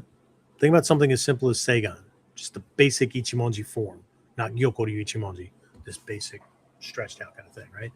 The beginner sees a stance. The developing student sees distance and shielding and control. Okay? The more advanced student sees a conversation. Okay. The lead hand begins by limiting access. Okay. And then it begins controlling options and choices. Right. And the distance begins controlling choices. And the angle begins controlling choices. Right? Without a single strike being thrown, options that the attacker might otherwise have or tend to think they have before they even go into a fight, these things begin disappearing. Not because of force, because of perception. Okay? And then as development continues, students start recognizing relationships between things that previously looked unrelated. Right? One kami becomes a variation of another, regardless of whether they're from the same lineage or not. One strategy becomes a variation of another. One solution becomes a variation of another. Right? The student begins seeing common themes instead of separate techniques. Right? Years ago, if I showed a student several kami, right, they would often memorize them as separate entities, right? Separate answers, separate categories, right? Same student, but today I might ask, what problem is this kami solving? What relationship is it creating? What choices is it encouraging? What choices is it discouraging? And suddenly discussion changes. We're no longer studying shapes. We're studying influence. We're studying relationships. We're studying possibilities. Right? And another thing starts happening at this stage. Right? Students start realizing that attack and defense aren't necessarily separate events. Okay? This is where things like trapping strikes begin making sense. Okay? This is where flanking begins making sense. Okay? That I don't need to fight face to face, nose to nose, toe to toe to attack. I can flank him. I can evade what he's doing and strike him at the same time. And that strike can fold him in a way where his body parts drop in to where my arms are and I can catch him. This isn't something different. This is just a different way of thinking or a different perspective on what's possible, right? The beginner often thinks in sequences. I move, then I strike, then I control, then I throw, then I finish. Right? Everything happens one step at a time. More advanced practitioner begins recognizing overlap, these gray areas. I don't need to wait until one movement finishes before executing on the next. This is where people tend to have that herky-jerky speed because they're trying to get multiple shots in at the same time. And what ends up happening is they need multiple shots because speed changes the dynamic and power in the strikes. So each strike doesn't have as much oomph to it. Right? So scary looking. And it can be overwhelming, which is why it works when it works. Right? So, but with this overlap, the movement becomes the strike. The strike becomes the control. The control becomes the throw. The throw becomes the finish. Everything starts blending together. Right? Not because new techniques were added, because relationships between these things became visible. Okay? Think about that.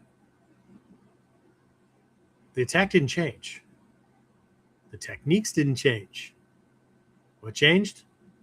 The student changed. Okay? And as perception expands, what happens? Options expand. Said this before, right? This is also where many of the so-called advanced techniques begin making sense. Joint controls, shoulder manipulations, structural disruptions. Not because they're more difficult, but because the positioning required to make them available has become possible, has become visible, right? The beginner asked, how do I do the technique? The developing student asked, how do I get there so the technique is possible? It's a very different question. One focuses on mechanics. The other one focuses on relationship. Right? I know this isn't as easy as, hey, I'm going to demonstrate this thing and show step by step. Case in point, this past Saturday, I had a brand new student in. She had been in martial arts before. Very similar kind of structure, right? But we were just doing a mirror side wrist grab, right? They grab, you lever it off, back away to kamae. And so because she was a girl and I had her working with a Nidan that was in class, it's bigger than her, stronger than her, whatever. I was making this point about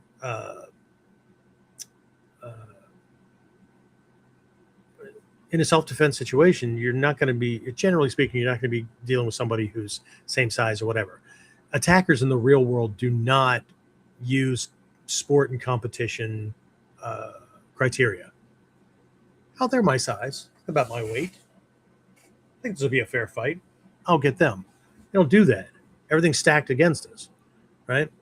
So I had him grabbing and holding tight. And I was showing, look, stop trying. Don't pull your hand away. That works sometimes.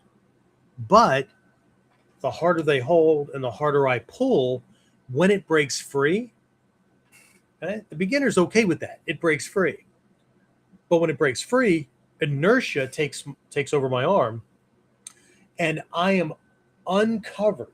Even though my arms are between me and him, I can't do anything until inertia slows down enough, and my muscles can now counter that and get back into position to block, to whatever, right?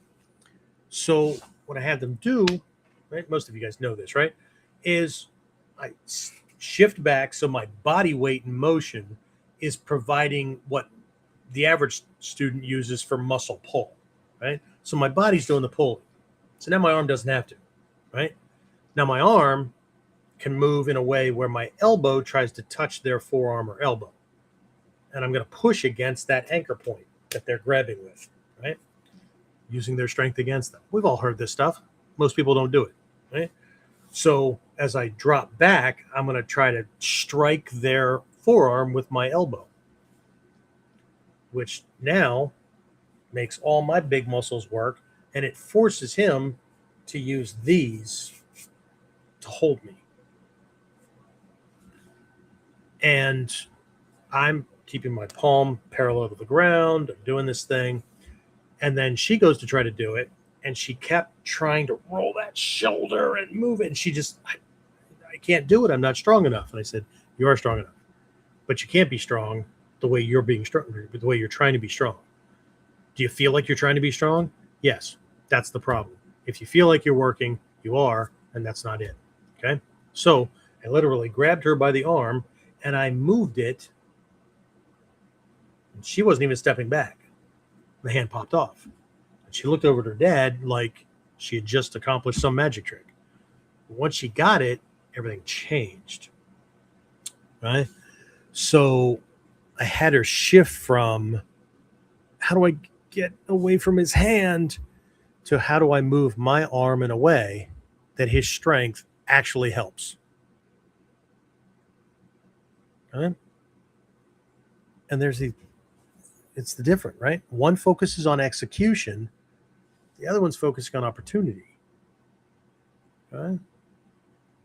And this may be one of the most important developmental shifts in a martial arts student's career, right? Because opportunities often matter more than techniques. We all know these techniques, but how do we create the opportunities? How do we recognize that we have the opportunity to do this thing, right? Because believe it or not, a mediocre technique applied at the perfect moment often succeeds. A perfect technique applied at the wrong moment often fails. Right? Now, let's take this one step further. Okay. Eventually, students begin recognizing that kamae themselves can become weapons. Right? Not because they're striking, not because they're physically damaging anyone, but because they influence thought. The attack is to his psyche. The attack is to his decision-making faculties. Okay? They influence thought. They influence confidence. They influence assumptions. They influence certainty. They create confusion, right? Like a ninja running around in his mind in there, right? And if you followed my teaching for any length of time, you've probably heard me discuss the idea that the real fight often begins before the first punch, before the first kick, whatever, long before contact, long before impact, long before physical movement, right? Perception, decision, action. Same chain again, right? Only now the advanced student is influencing it from even farther away, right? The kamae becomes an attack on certainty. It becomes an attack on assumptions. It becomes an attack on confidence, on predictability, right? And the opponent may not even realize it's happening, but his options are already changing. And if his options change, his decisions change. And if his decisions change, his actions change, right? This is why advanced practitioners often appear calm. Not because they know the future, right? It's not because they possess magical abilities. It's because they increasingly understand how conditions influence outcomes. Okay? We start off fighting harder because we're fighting the unknown. If he does this thing, I got to do this thing, right? And then we go from fighting harder to fighting smarter.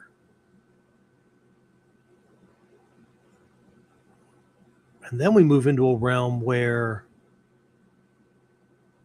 we're not fighting because we have to intercept or deflect or whatever things, right? This is where we shift from Budo to Ninpo. Okay?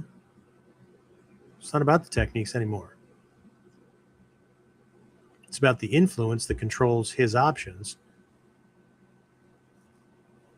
So I already know where he's going to be when he gets where he's going.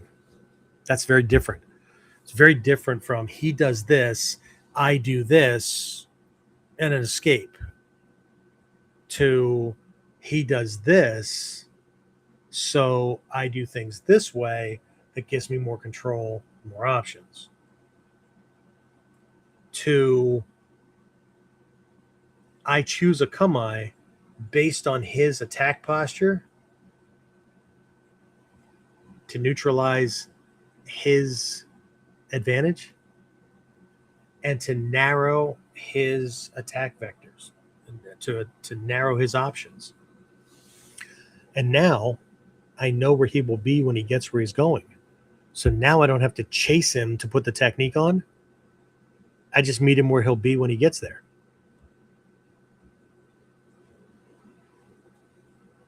Kamae are traps.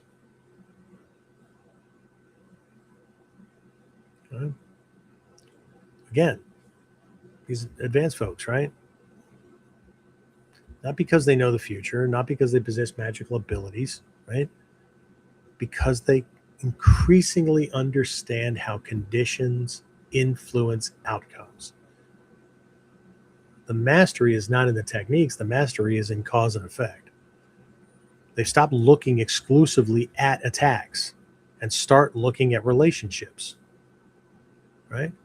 People that get pissed off or have arguments with each other or whatever, they're focused on what they want to happen. Other people do better because they know what their partner or their friend or whatever needs. And so they wire that into the presentation or the strategy. So instead of just focusing on what they want and what they need, they make it a win-win. See, now it's about the relationship. Okay? But other people don't get into relationships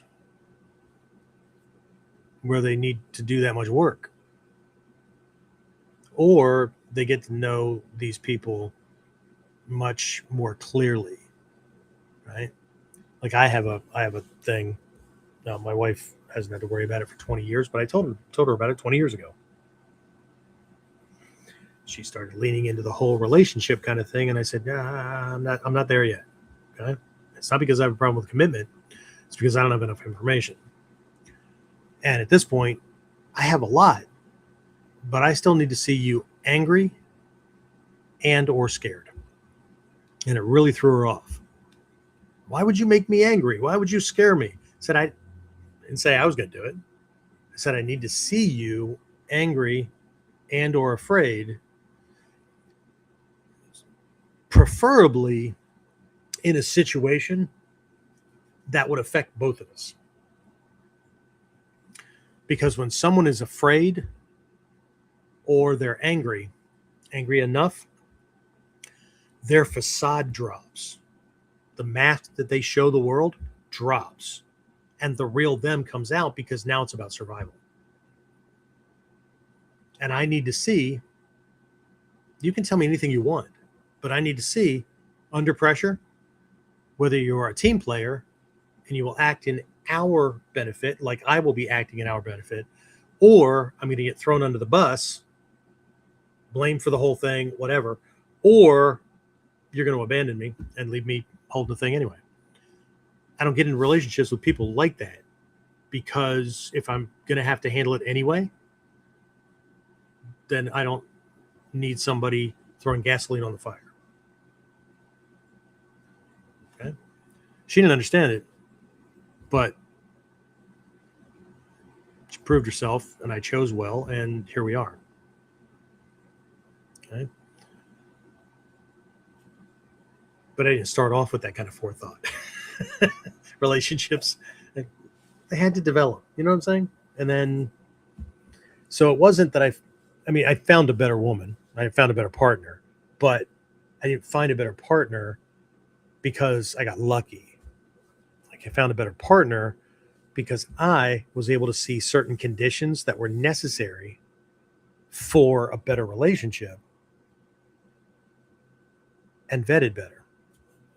And of course, I developed myself into the kind of person that was good for somebody else as well. So this isn't, as Husband Sensei's always said, these are not just good martial arts ideas. These are good life ideas. Okay. But again, right, the advanced person starts looking at relationships, at positioning, at opportunities, right, at perception itself, right? But again, stick around long enough and eventually another realization appears. And this one, for a lot of people, ends up being probably the most surprising of all. Because after students begin seeing opportunities from different places, right? After they begin seeing relationships and they begin seeing principles, a new question pops up. And that question is, what limitations still exist within me? In martial arts, people like to exploit the weaknesses or the limitations of the attacker. Makes perfect sense. But at a certain point, advancement, the reason I'm able to do things or not, it's not within the attacker. It's not within the environment. It's not within the art. It's in me. Okay? The questions are then, what am I still not able to see? What options am I still missing? what assumptions am I still carrying? Right? One big one that a lot of prior martial artists have coming into this art is the assumption that this has to look real and feel real in training because we're training for real out there. And so what ends up happening is they train too fast or too hard, and they can't understand why they can't do the angle right, or they can't hit the kami right, or whatever, or they keep doing the same thing over and over again. And it's because they crossed a speed pressure threshold where the mind is literally in a self-defense mode. And so in that state, subconscious storehouse, muscle memory, call it whatever you want, will throw out what we are already good at and what we already know. It's the quickest thing and it's the most surefire thing to throw out. So they have to get over the feeling of effectiveness to slow themselves down below that threshold that's triggering the amygdala hypothalamus survival chain, so that they can actually train the new movements into the system. That's just one assumption, right? And that's where the next stage of development begins. Not with another technique, not with another strategy, but with a deeper examination of ourselves. Right? What I mean here is, again, I'm aiming for Nidon, right? I'll get here in just a minute, but where's my coordination still off? Which kami can I get away with if we just do it for a short amount of time? But like, I don't suck at it, but I probably shouldn't be so damn confident with it, and I probably shouldn't trust my life with it, because that's really what we're talking about if we're focusing on this for self-defense. Ego likes to sweep things to the side, or we'll steer around these techniques, right? Okay, or we'll come up with a henka over here because something's up. Okay, I got the belt for it, so now I don't have to look at it again. Really? Because these are all tools in the toolbox. So now what we're going to do, we're just going to hope for the rest of our lives that the problem never pops up that I need that one for. I guess we could do that, but I'm not a big fan of guessing forward either. So anyway,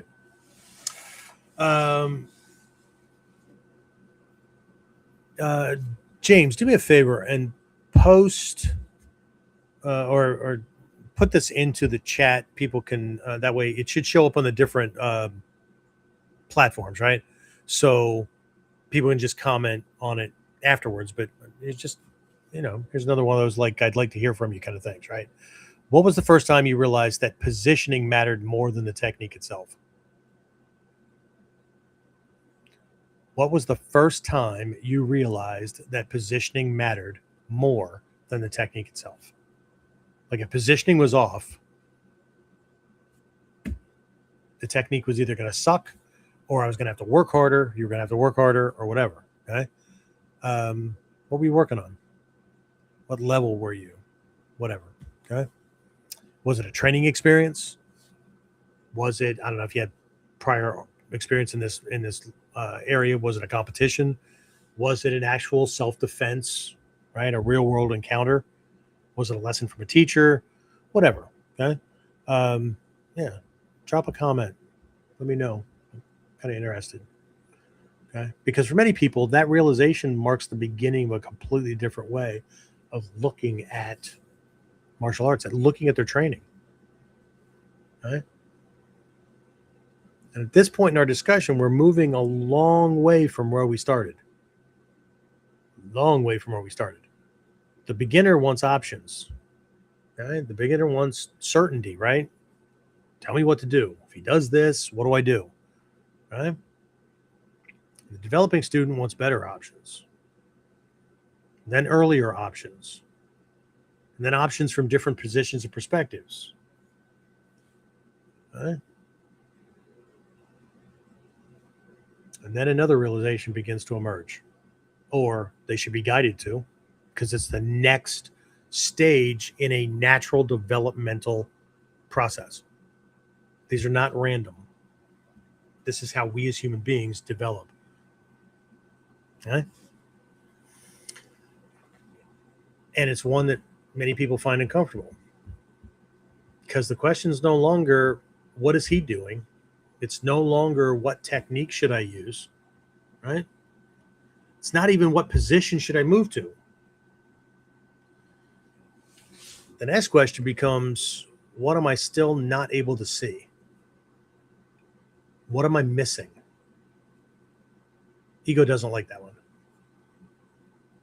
But that is a very different question,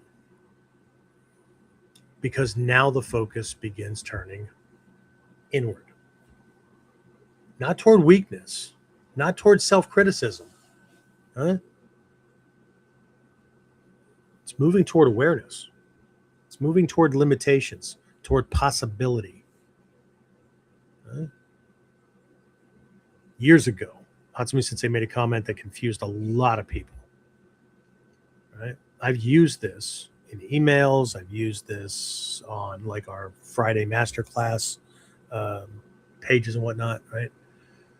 I'll just paraphrase it, but what he said was that students are always looking for new techniques, but they haven't yet gone deeply enough into the ones they already have. And another point, right? We talked about this, right? Where he talked about being able to write an entire book on a single technique. Right? Not a pamphlet, not a short article, right? Big book, right? So again, how is that possible? How can one technique contain enough information to fill an entire book? Right? So all of this is really about the student's relationship with any given technique changing. Right? What they see in it is changing. What questions they're asking of it are changing, right? They're long past just taking it at face value. Right? And that changes everything. Changes everything. Okay? Because again, this is where I think many people misunderstand advancement. Okay? They assume advancement means learning more things, more techniques, more kata, more answers, more information. But over the years, I've been doing this for a good couple of weeks. I've come to believe that one of the signs of real advancement is that you begin seeing fewer things. And I know that sounds like a contradiction, right? And Hatsumi Sensei even pointed to this when he was talking about like forget the kata, or throw away the kata, throw away the technique. I've always had two questions about that, right? Because a lot of people use that as why bother to learn them, right? I'm going to throw them away anyway. That's not what he's talking about, okay? Because my two questions were, how do you throw away something you never had? And how do you forget something that you never knew? Okay? So I don't think that we begin to see fewer things. And again, not because like we've forgotten them, right? It's because the advancing student discovers the principles connecting them. Okay. Like when somebody understands that the entire Jodyaku no Maki, if not the entire Gyokoryu, is all a variation of Koku, or that Ichimonji no Kata It's not a basic or a beginner technique because it's super simplistic. It's given to a beginner, and it's a basic because it's an ideal. He throws something, I neutralize it in a way that unbalances him, prevents him from being able to do anything about escaping, deflecting, blocking, countering, or whatever, and I deliver a blow, right? Ishimoto no kata is a killing technique. The target that we go after, the way we set him up, it is a battlefield, one and done. That's the ideal. Everything just becomes a reflection of that. That's very different. Okay. The beginner sees many techniques and it tries to sort out, how the hell am I going to remember which one to do at the right time against this guy who can throw whatever he wants. Okay. So when we talk about that need-on litmus test of being able to use taijutsu only, stringing your basics together in a logical, unbroken flow based on what he's doing, and the attacker's never wrong, shit. The beginner has a hard time with that. It sounds cool. I'm in, but shit. Okay? The developing student sees many variations. Well, shit, now we got even more to have to try to pick the right one from. The advancing student sees relationships. Ah, okay. Based on relative positioning, based on kamae, based on where I end up or whatever, shit, 70% of the techniques fall right off the option board, if not more. So now what do I have? Okay. Senior practitioner sees principles. And eventually the tatsujin, the master, sees adaptation. Doesn't matter what's happening. Because I'm not trying to get the world to bend to my will. I've become chameleon-like, amoeba-like. Hatsumi Sensei always called it returning to zero. Not empty. Pure potential. And be whatever I need to be. I can be whatever and do whatever the moment demands. It's not the same. Okay? So think about that progression. Technique, variation, relationship, principle, adaptation. All right?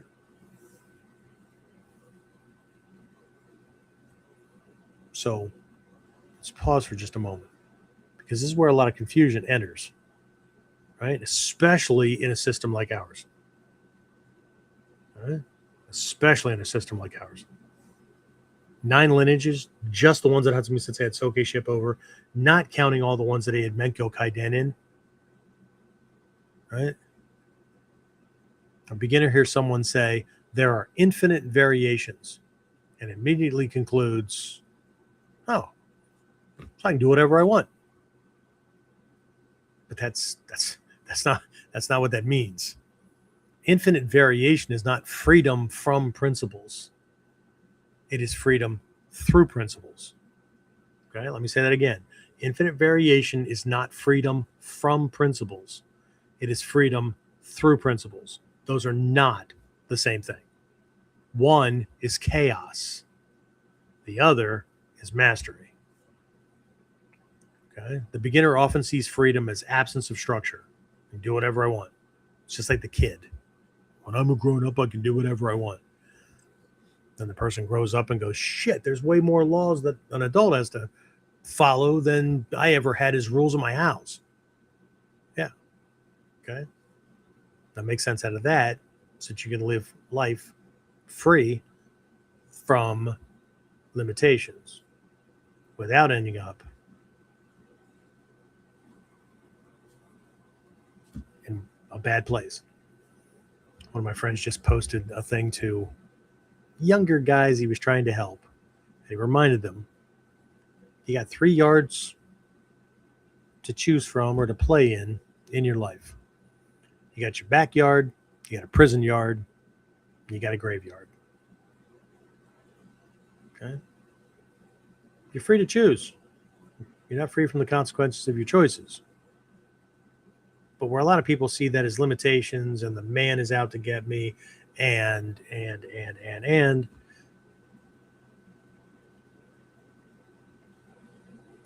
it's the mindset that creates the cage. Okay. So anyway, the beginner, right? The beginner sees freedom as an absence of structure. The senior practitioner sees freedom as the result of having absorbed structure so completely that he's no longer confined by the form through which he learned it. It's very different.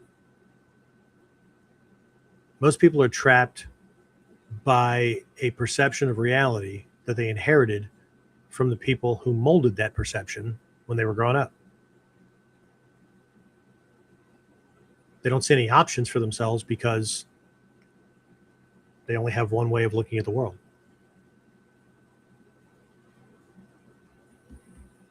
These are very different things. Okay? This brings us to another lesson that's become increasingly important to me over the years.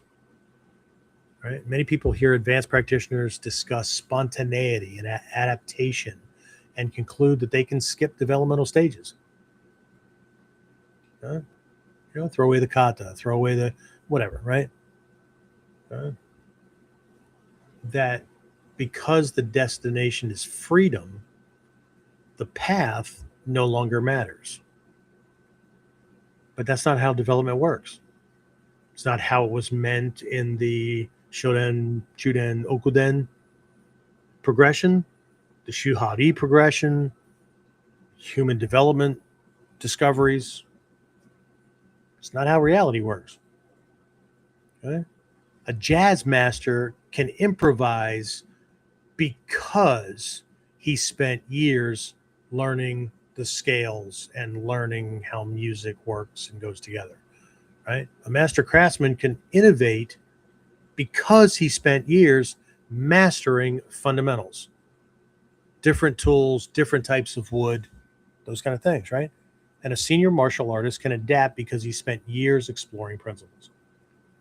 The freedom emerges from the structure, not from avoiding it. Okay? And this brings us to something else that's been heavily misunderstood over the years. Kyonapo. Many people hear statements attributed to Takamatsu Sensei, such as, all you need is Kyonapo. Fair enough. I agree. Problem is that most people immediately think of 8 techniques. But what if that's not what's being pointed to? What if that's not what he meant? What if the lesson wasn't 8 techniques? What if the lesson was a process? I mentioned it earlier. What if it's a way of thinking? What if it is itself a developmental framework? Right? What if it's a principle within the Gyokuryu?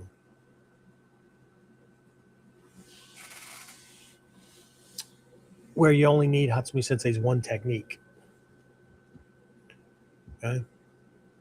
What if it's the idea that we take a technique and we create variations? Okay? Then variations of those variations, then variations of those variations, right? Because Happo is a contraction literally of 8 ways. But when you contract things and you make Happo, Roppo, 6 ways, right? Shiho, 4 ways. Another way to express those is infinite ways. So we make the variations, and we make the variations of variations and more until eventually the original form becomes only one expression among many, right? That's the infinite part, but we have to understand the principles that are driving the process. Okay? Think about how, for lack of a better word, think about how profound that is, right? The beginner believes the original form is the destination, right? It's your cat looking at your finger when you're trying to point at a cat on TV, right? The advanced student begins realizing that the original form was the lesson plan. It was an example of something going on. It's a way to make principles, and these things are invisible, right? How to make them visible. The principle was the destination. That changes everything. Because now we're no longer asking, how many techniques do I know? Which would cause people to pick and choose because they can't hold on to everything, right? We're asking, how deeply do I understand the techniques that I already have, that I already possess? And that's a much more difficult question, yeah? It's also a much more useful question. This is one of the reasons I find the Gyokoryu idea of there's this principle, 3 in 1, 1 in 3. I find that absolutely fascinating, and I have for years. Okay? Because a beginner sees 3 techniques. The advanced student sees 3 variations. Okay? Like in our mod 2, we have Gyokoryu Ichimonji no Kamae, we have Kotoryu Seigan no Kamae, and we have the arguments abound in the Bujinkan, but Seno Sensei and the old guard guys and whatnot, Kukishin no Ryu has this Doko. That's not written anywhere. Like, I'm not splitting hairs, okay? But that's what we have. 1, 2, 3. Kamae from 3 different lineages. 3 variations of the same control mechanism. Why? 3 different environmental conditions, 3 different perceptions on how to handle the same problem, right? Core principles. Kamae are designed to make the strategies and tactics of a given lineage easier to execute on. Right? So one allows for circular movement and inviting. One makes angular, linear movement easier by forcing him to go around. Right? Another one has a different. Okay? So beginner sees 3 different kamae, 3 different techniques. The advanced practitioner looks at it and goes, "We're all doing the same thing." Okay? The senior practitioner sees one principle being expressed through all 3. Okay? So those 3 kamae, right? One principle, one way of handling things, right? But the 1 in 3, one principle tying 3 or more techniques together. So omote gyaku, musha dori, osoto nage, onikudaki, they all take somebody off their heels equally to the rear, right? At least it's a place to start, right? So 3 things that look completely different, but all executing on one principle.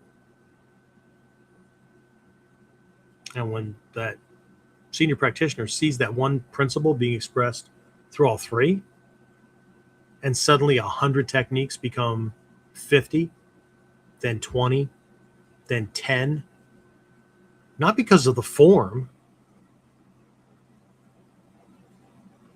And then perhaps there's a handful of principles. They're really, I tell people that if you want to master Taijutsu, get really good at about half a dozen principles. And then what you'll see is that all the kata are those handful of principles expressed through countless situations, countless what ifs.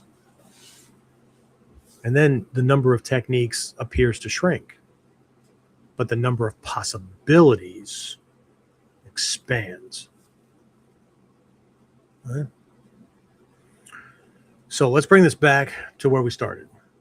Why do so many martial artists spend years learning hundreds of techniques only to rely on the same handful? Again, I don't think it's because they forgot everything else. I think it's because eventually they stop looking at techniques. They start looking at principles.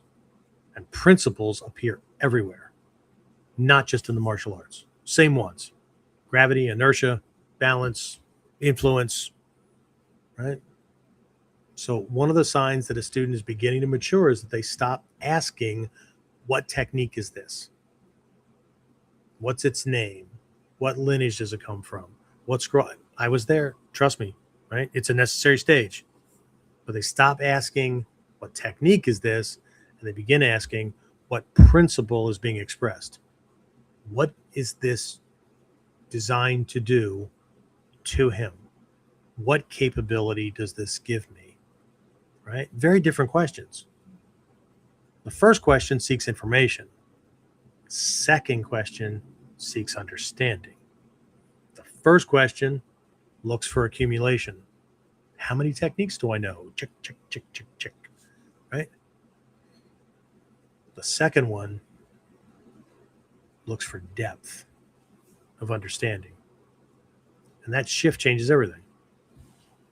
Because the question is no longer, what do I need to learn next? The question becomes, what am I still missing inside what I already know? Right? It's like being in a lab, and every technique is an experiment that you're going to look at under a microscope. Okay. And again, I think this is one of the most important questions that any martial artist could ever ask. Because every time we ask it honestly, we discover another layer. Some people want fixed answers. It's easy, it's quick, it's comfortable. They get from insecure, unknowing to powerful and confident very, very quickly. And as long as that works, it works. Until it doesn't. Reality doesn't really care. Yeah, we can take whatever approach we want. Reality doesn't care. Yeah, it goes right back to you choose anything you want. Yeah, you're free to choose. Not free from the consequences of those choices. Should reality show up knocking. Anyway, okay. So, again, we discover another layer every time we ask that question. And we ask it truly wanting to know, right? So we discover another possibility, another relationship, another principle, another way of saying. This is why the master teachers can look at people and go, I'm still studying the Kyoto Po. There's more, there's still plenty more there. Anybody that asks why they're still doing it, how can you not know after all these years? They're not wrong. It's just easy to see what level of perception they're operating from. Okay? Because there's always another way of seeing. Okay? And that brings us back to the central theme of today's episode, right? Which is the art didn't change. The techniques didn't change. You changed. The practitioner changed, right? What you're able to see changed. And because, here we go again, because perception changed, options changed. Because options changed, everything else followed. Okay? So, let's close this up. As we begin wrapping this up, I'd like to step back for a moment, right? Because while we've been talking about martial arts, we've been talking about techniques, kamae, principles, and development, right? I don't believe this lesson is really about martial arts at all. Martial arts simply gives us a laboratory from where we can observe it. We can look at this stuff. So that's what I say. Just over the years, almost every trip to Japan, at least once, in at least one class, he'd be talking about something, and then he would stop and say, "It's not just a good martial arts idea, good life idea." And of course, most people nod, right? Like the horse with the oats in the hay bag or the oat bag or whatever, right? Meanwhile, bitching and complaining about all the shit that happens in our life. You have all this control in the dojo. Not you. You guys are all enlightened. But this is my thing to them. You have all this control. Where is it in all of the other areas of conflict? Like, we're learning how to manipulate a violent attacker. We can't handle somebody yelling at us or trying to manipulate us in normal life. Well, I can't punch them in the face. No, of course not. Okay? But you can neutralize the force of their attack. That's a basic principle. You can unbalance them, making it harder for them to get at you or do what they're trying to do. Then the work it takes for you to do your thing.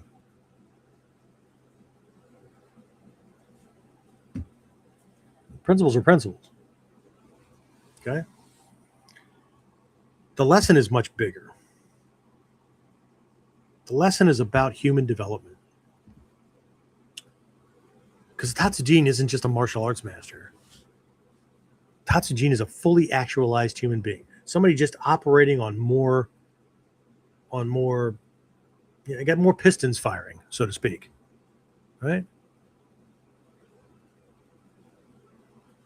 That's the aim. That's the goal. That's what I was taught way back in the early 80s. Way back. Okay? It's about growth.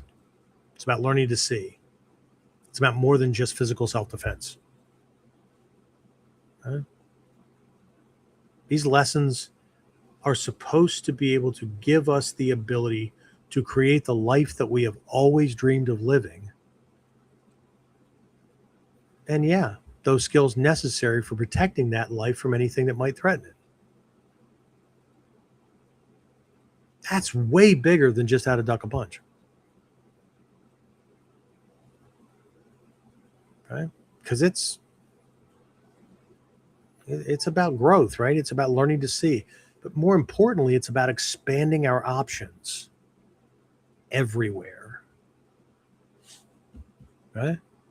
So let's go back to where we started. Right? Beginner wants options, any options. The student feels trapped, overwhelmed, unsure. Shit, I remember times in my life, it wasn't even about somebody trying to attack me. I felt that way. So the obvious question is what? What do I do? So we ask people. We ask for advice. What do I do? What do I do? Okay? And that's appropriate. There's a stage for that. It's not wrong as long as it's done at that stage. If we're still doing it 10 years in, if we're still doing it 40 years in, whatever, then now we're just preserving something. Okay? But that's appropriate at that stage, because if you don't know what to do, almost any useful answer creates value. Right? But eventually that isn't enough, because the student begins asking, what gives me more control? Not just like ducking and trying not to get hit. What gives me more control? Right? And then what allows me to move sooner, to influence things sooner? Right? Moving farther upstream. Right? And then we ask, what changes if I'm somewhere else? What changes if I'm just not there where they're trying to do the damage? And then eventually, what am I still not able to see? Okay. See what happened? Just notice what happened? The questions evolved. The techniques may have changed. The curriculum may have expanded. The experience certainly increased. But what really changed were the questions. And the quality of our questions determines the quality of our development. I can look back across my own training journey and see this progression very clearly now from here. Right? At the time, I couldn't. At the time, I was simply training. I was trying to solve problems. I was trying to get better. I was trying to understand. But looking back now, shit, I can see that different periods of my training were dominated by different questions. Sometimes I was focused on survival, sometimes control, sometimes timing, sometimes strategy, sometimes adaptation. Okay. And perhaps that's one of the benefits of reaching a certain stage in training, right? Kind of like old folks looking back on life.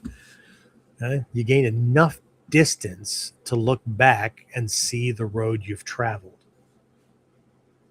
Not lamenting mistakes, not always talking about the war stories and the celebrations and whatnot.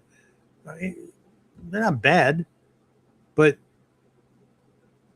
are you the same person? Because the same person will make the same mistakes. The same person will chase the same things. The trick is to be not just be different because you know more things. The trick is to operate at a different level because you're a different person.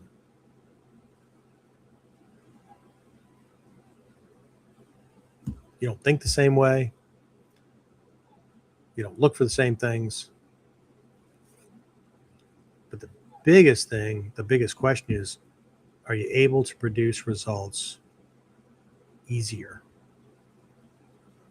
Of course, we're always looking to be effective, but can we be effective more efficiently, right? More effortlessly? Can we get things done with less wear and tear on us? Can we be that person who to others it just looks like, wow, that was a major problem, and just like you just found a way through it, and shit, you're on to the next thing. Okay? Again, maybe you gain enough distance, right, to look back, right? Not just the next step in front of you, because often the next step in front of us becomes easier when we look back and realize, I didn't fix that. And that's a necessary piece to getting to the next level. Right? So I think one of the interesting things about teaching, right, for those of you that are teaching, right, is that it forces you to revisit those earlier stages. I think, again, just my opinion, right? My show, my opinion, right? But we're revisiting those earlier stages, not because you've gone backward, because you're trying to help someone else move forward. Okay? A beginner asks a question. Suddenly you're reminded of the questions you once asked. Right? An intermediate student struggles with a concept, and suddenly you're reminded of the obstacles you once faced. Okay? And in the process, you begin recognizing developmental patterns that you didn't notice while living through them. I say you, I really mean I. Maybe some of your teachers and you can relate. Okay, but in many ways that's what this episode has been about, right? Not merely techniques, not merely curriculum, developmental patterns, ways of seeing, ways of thinking, ways of asking questions, right? And the reason this matters is because these patterns don't stop at martial arts. They appear everywhere, in leadership, in business, in relationships, in parenting, of course, in survival, right? In personal development, everywhere. The person who feels trapped usually sees fewer options. The person who sees fewer options usually has a very narrow perception on the way things work or are or whatever they've chosen or latched onto a very two-dimensional perspective of reality. Right? The person who remains calm usually sees more, usually has a broader thing. Like I have a very specific lens I've chosen to view things through, but that perspective also includes understanding that my perspective is not the only one that exists. That changes everything. Okay. The person who repeatedly encounters the same problems often approaches them from the same perspective. They won't look at things a different way because to them, it's not their issue. It's not their problem. It's everybody else. The person who finds new solutions often sees something others missed. We're right back to the same chain. Perception, decision, action. Same chain we've discussed throughout this entire episode. Right? And perhaps the most important thing that training can do is improve the quality of what enters that chain. Not merely give us more actions, give us better perception. Because better perception creates what? Better options. Better options create what? Better decisions. Better decisions create better outcomes. Okay? Now, before anybody misunderstands me, I'm not saying that techniques aren't important. Just like I didn't say the tradition is not important, lineage is not important, whatever. They are. They're very important. Without techniques, principles remain these abstract things. Without practice, theory remains theory. Okay? Without structure, development becomes really, really difficult. Right? The techniques matter. The kata matter. The drills matter. The curriculum matters. But perhaps not for the reasons that many people think. Right? The techniques are not just teaching us what to do. They're teaching us what to see, what to look at, what to pay attention to. Okay? The kata, this was a hard to learn lesson because I was attached to them too. I thought it was just movement. Learn this one. Step 1, step 2, step 3. Check. Got it. Okay? But the kata are not merely teaching us movement. Right? They're teaching us relationships. Right? The curriculum is not merely organizing information. At least not the way I was taught to do it and not the way I do it. Right? It's organizing development. This is also why I've been talking recently about the expectations surrounding Nidan. Right? Many people hear a rank requirement and think of techniques, a list, a test, a checklist. Right? But when we talk about the capability expected at that level, we're talking about something much larger. Right? It's not just he can throw anything he wants and we can string our basics together in an unbroken flow against it. How do you do that? What's necessary for that? Right? We're talking about the ability to handle different kinds of attackers, different kinds of problems, different kinds of conditions. Right? You don't get there because you memorized hundreds of techniques. You get there because you developed enough options to adapt appropriately, and you have options or variations with each of those techniques that it doesn't matter what he throws because you're in adaptability mode, not it has to be your way or the highway mode, or it has to be our style mode. Of course it will be, unless limited perception, limited options, limited decisions, right?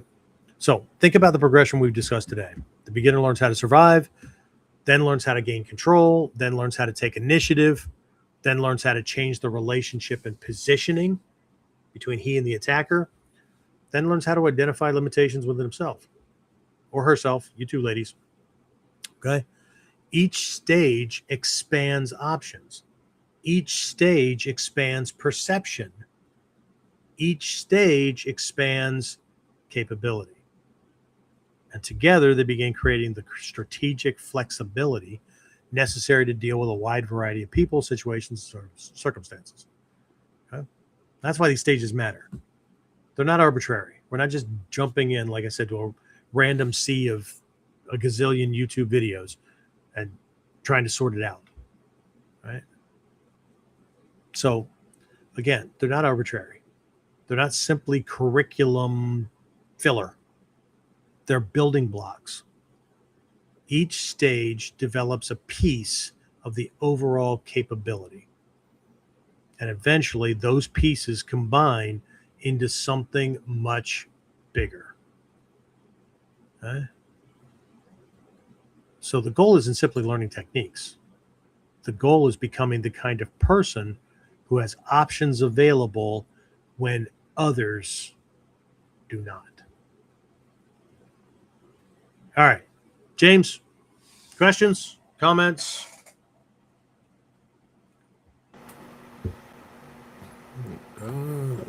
One comment from Justin Green over on YouTube said, I'm not a student, only a dabbler or a Bujinkan voyeur. Okay. But I appreciate your show and fleshing these things out verbally to go with physical transmission of the art. Cool. Right. Was that it? That's it. All right. So what I'm getting at is it's a process, right? Led by questions, specific questions that lead to certain realizations. And all these realizations changed not just the way I developed it as a practitioner, but also the way I teach. Right? So again, talk about that some another day, right? But if we can think about this not based on assumptions of why something is where it is or whatever, because in the Edo period, things were put together a certain way. Okay? And we have to be careful about those assumptions. Okay? There was a student, somebody that watched a video that I had. I don't know if I was swinging the Kasari Fundo, or I don't remember what it was, but I remember seeing it today and answering it. And the point he was making was that, like, the Kasari Fundo and the Kasari Gama and the Kyokatsu Shoge, maybe the Kasari Fundo, it has some kind of applicability for today's world, but the other two, they're just fun things to work with, but they're just not, I mean, that's an ancient thing and whatever. And my answer, I'll paraphrase it very, very quickly. What I said was, it's a common perception. Okay? As long as we're looking at these things as a fixed object, then you're absolutely right. Right? Good luck in finding something like that laying around. But I was taught to see them as models, and not just models for certain types of weaponry, but examples of the mindset, the ingenuity for creating something on the fly that's necessary, right? So what I said was, when we can stop seeing the Kasari Fundo as a piece of chain with two weights on either end, because not all Kasari Fundo had two weights, and not all Kasari Fundo had a chain, even though Kasari means chain, okay? Then we can recognize that anything flexible with a weight on one end, right, can be used, right? So a scarf with our cell phone tied into one end, it's now Kasari Fundo, right? A belt with a larger, heavier buckle, it's Kasari Fundo. Electrical cord with one of those adapter things on the end, or just a thicker thing with multiple plugs, right? As long as it's heavier, right? Kasari Fundo, right? When it comes to the Kasari Gama, the sickle, the sickle with a weighted chain, or the Kyokatsu Shoge, the hook dagger with the long rope and the weight and whatnot, we can see that, look, that was actually a broken spear tip that had a Naganawa attached to it, and it was pressed into use, and then it suddenly turned into this weapon in a lineage. Then shit, if I tie a mechanic's drop light to a screwdriver, or who knows, right, some kind of tool, I've got a makeshift thing, right? I can tie a power cord or something to a butcher knife from the kitchen, right? I've got the same kind of thing. So I understand where the question came from, and that's why I didn't, attack or, get into an argument or whatever, because I understand where the perspective comes from. Okay? And what I left him with was, until we can see these things as models and we understand what created them, we'll continue to see some things a certain way. If we can see those things and we can understand it and develop the same kind of MacGyver or Bond-like ingenuity, ningenuity, whatever, right? Then we'll be able to create the same kind of thing out of whatever we have laying around, so we can be able to do the same kind of things. It's a matter of development, not just, this is all we have. Okay? So it's all about improving the quality of your questions. Okay? We've talked enough about what the beginner sees, what the advanced person sees, the senior sees, all that kind of stuff, right? So just come back to the original title of today's episode, right? The real reason you feel stuck, right? Why more techniques aren't the answer, right? After everything that we've discussed, I hope that the answer has become clear, or at least clearer, right? Most people aren't stuck because they need more techniques. They're stuck because they're still trying to solve today's problems with yesterday's perspective. Okay? They're intermediate or they're advanced or whatever, and they're still looking at things the same way a beginner looks at things. Okay? They're still looking for another answer when what they really need is another perspective. They need another viewpoint. They need another layer. They need another relationship or another principle, another way of understanding what they already possess, what they already have. Right? So that's what Sensei was talking about when he pointed to people wanting techniques before going deeply enough into the ones they already had. Right? That's what causes mastery, not collecting things. Okay? And it's not about secrecy, right? The lesson was never about withholding information.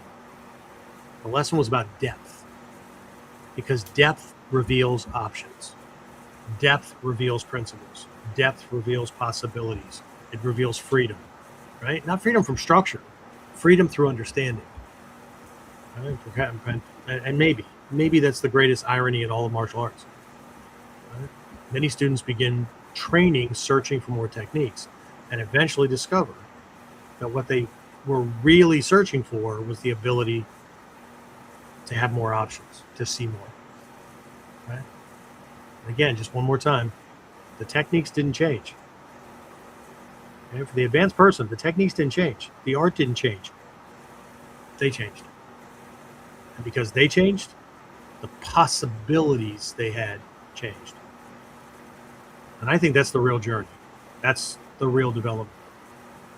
And in many ways, that's the real purpose of training. Okay? So, we'll just go ahead and wrap this up at that. We'll leave enough open loops.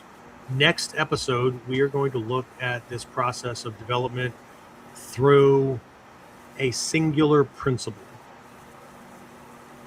The Kyojutsu Tenkan Ho, disguising truth and falsehood. At the very end of it,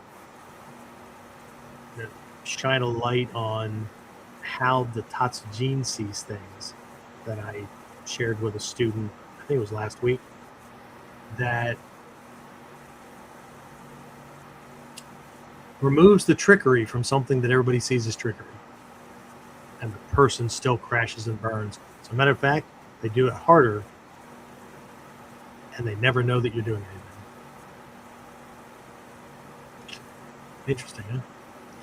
All right. So, again, thank you for spending time with Sensei Alexander and myself. If you found value in today's episode, again, please take a moment to like, subscribe, share it with another martial artist, another student, another instructor, right? Another warrior protector who just may benefit from the discussion.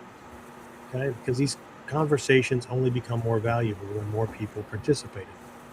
Okay? All right, James, any last minute things before we wrap this up? No, sir. All right. Thanks for sticking with us, for those of you stuck with us, and for those who don't. That's why I'm going to be chopping these things up into smaller bits, because this is a trip. All right, that's it. I will talk to everybody again next time on KUDEN.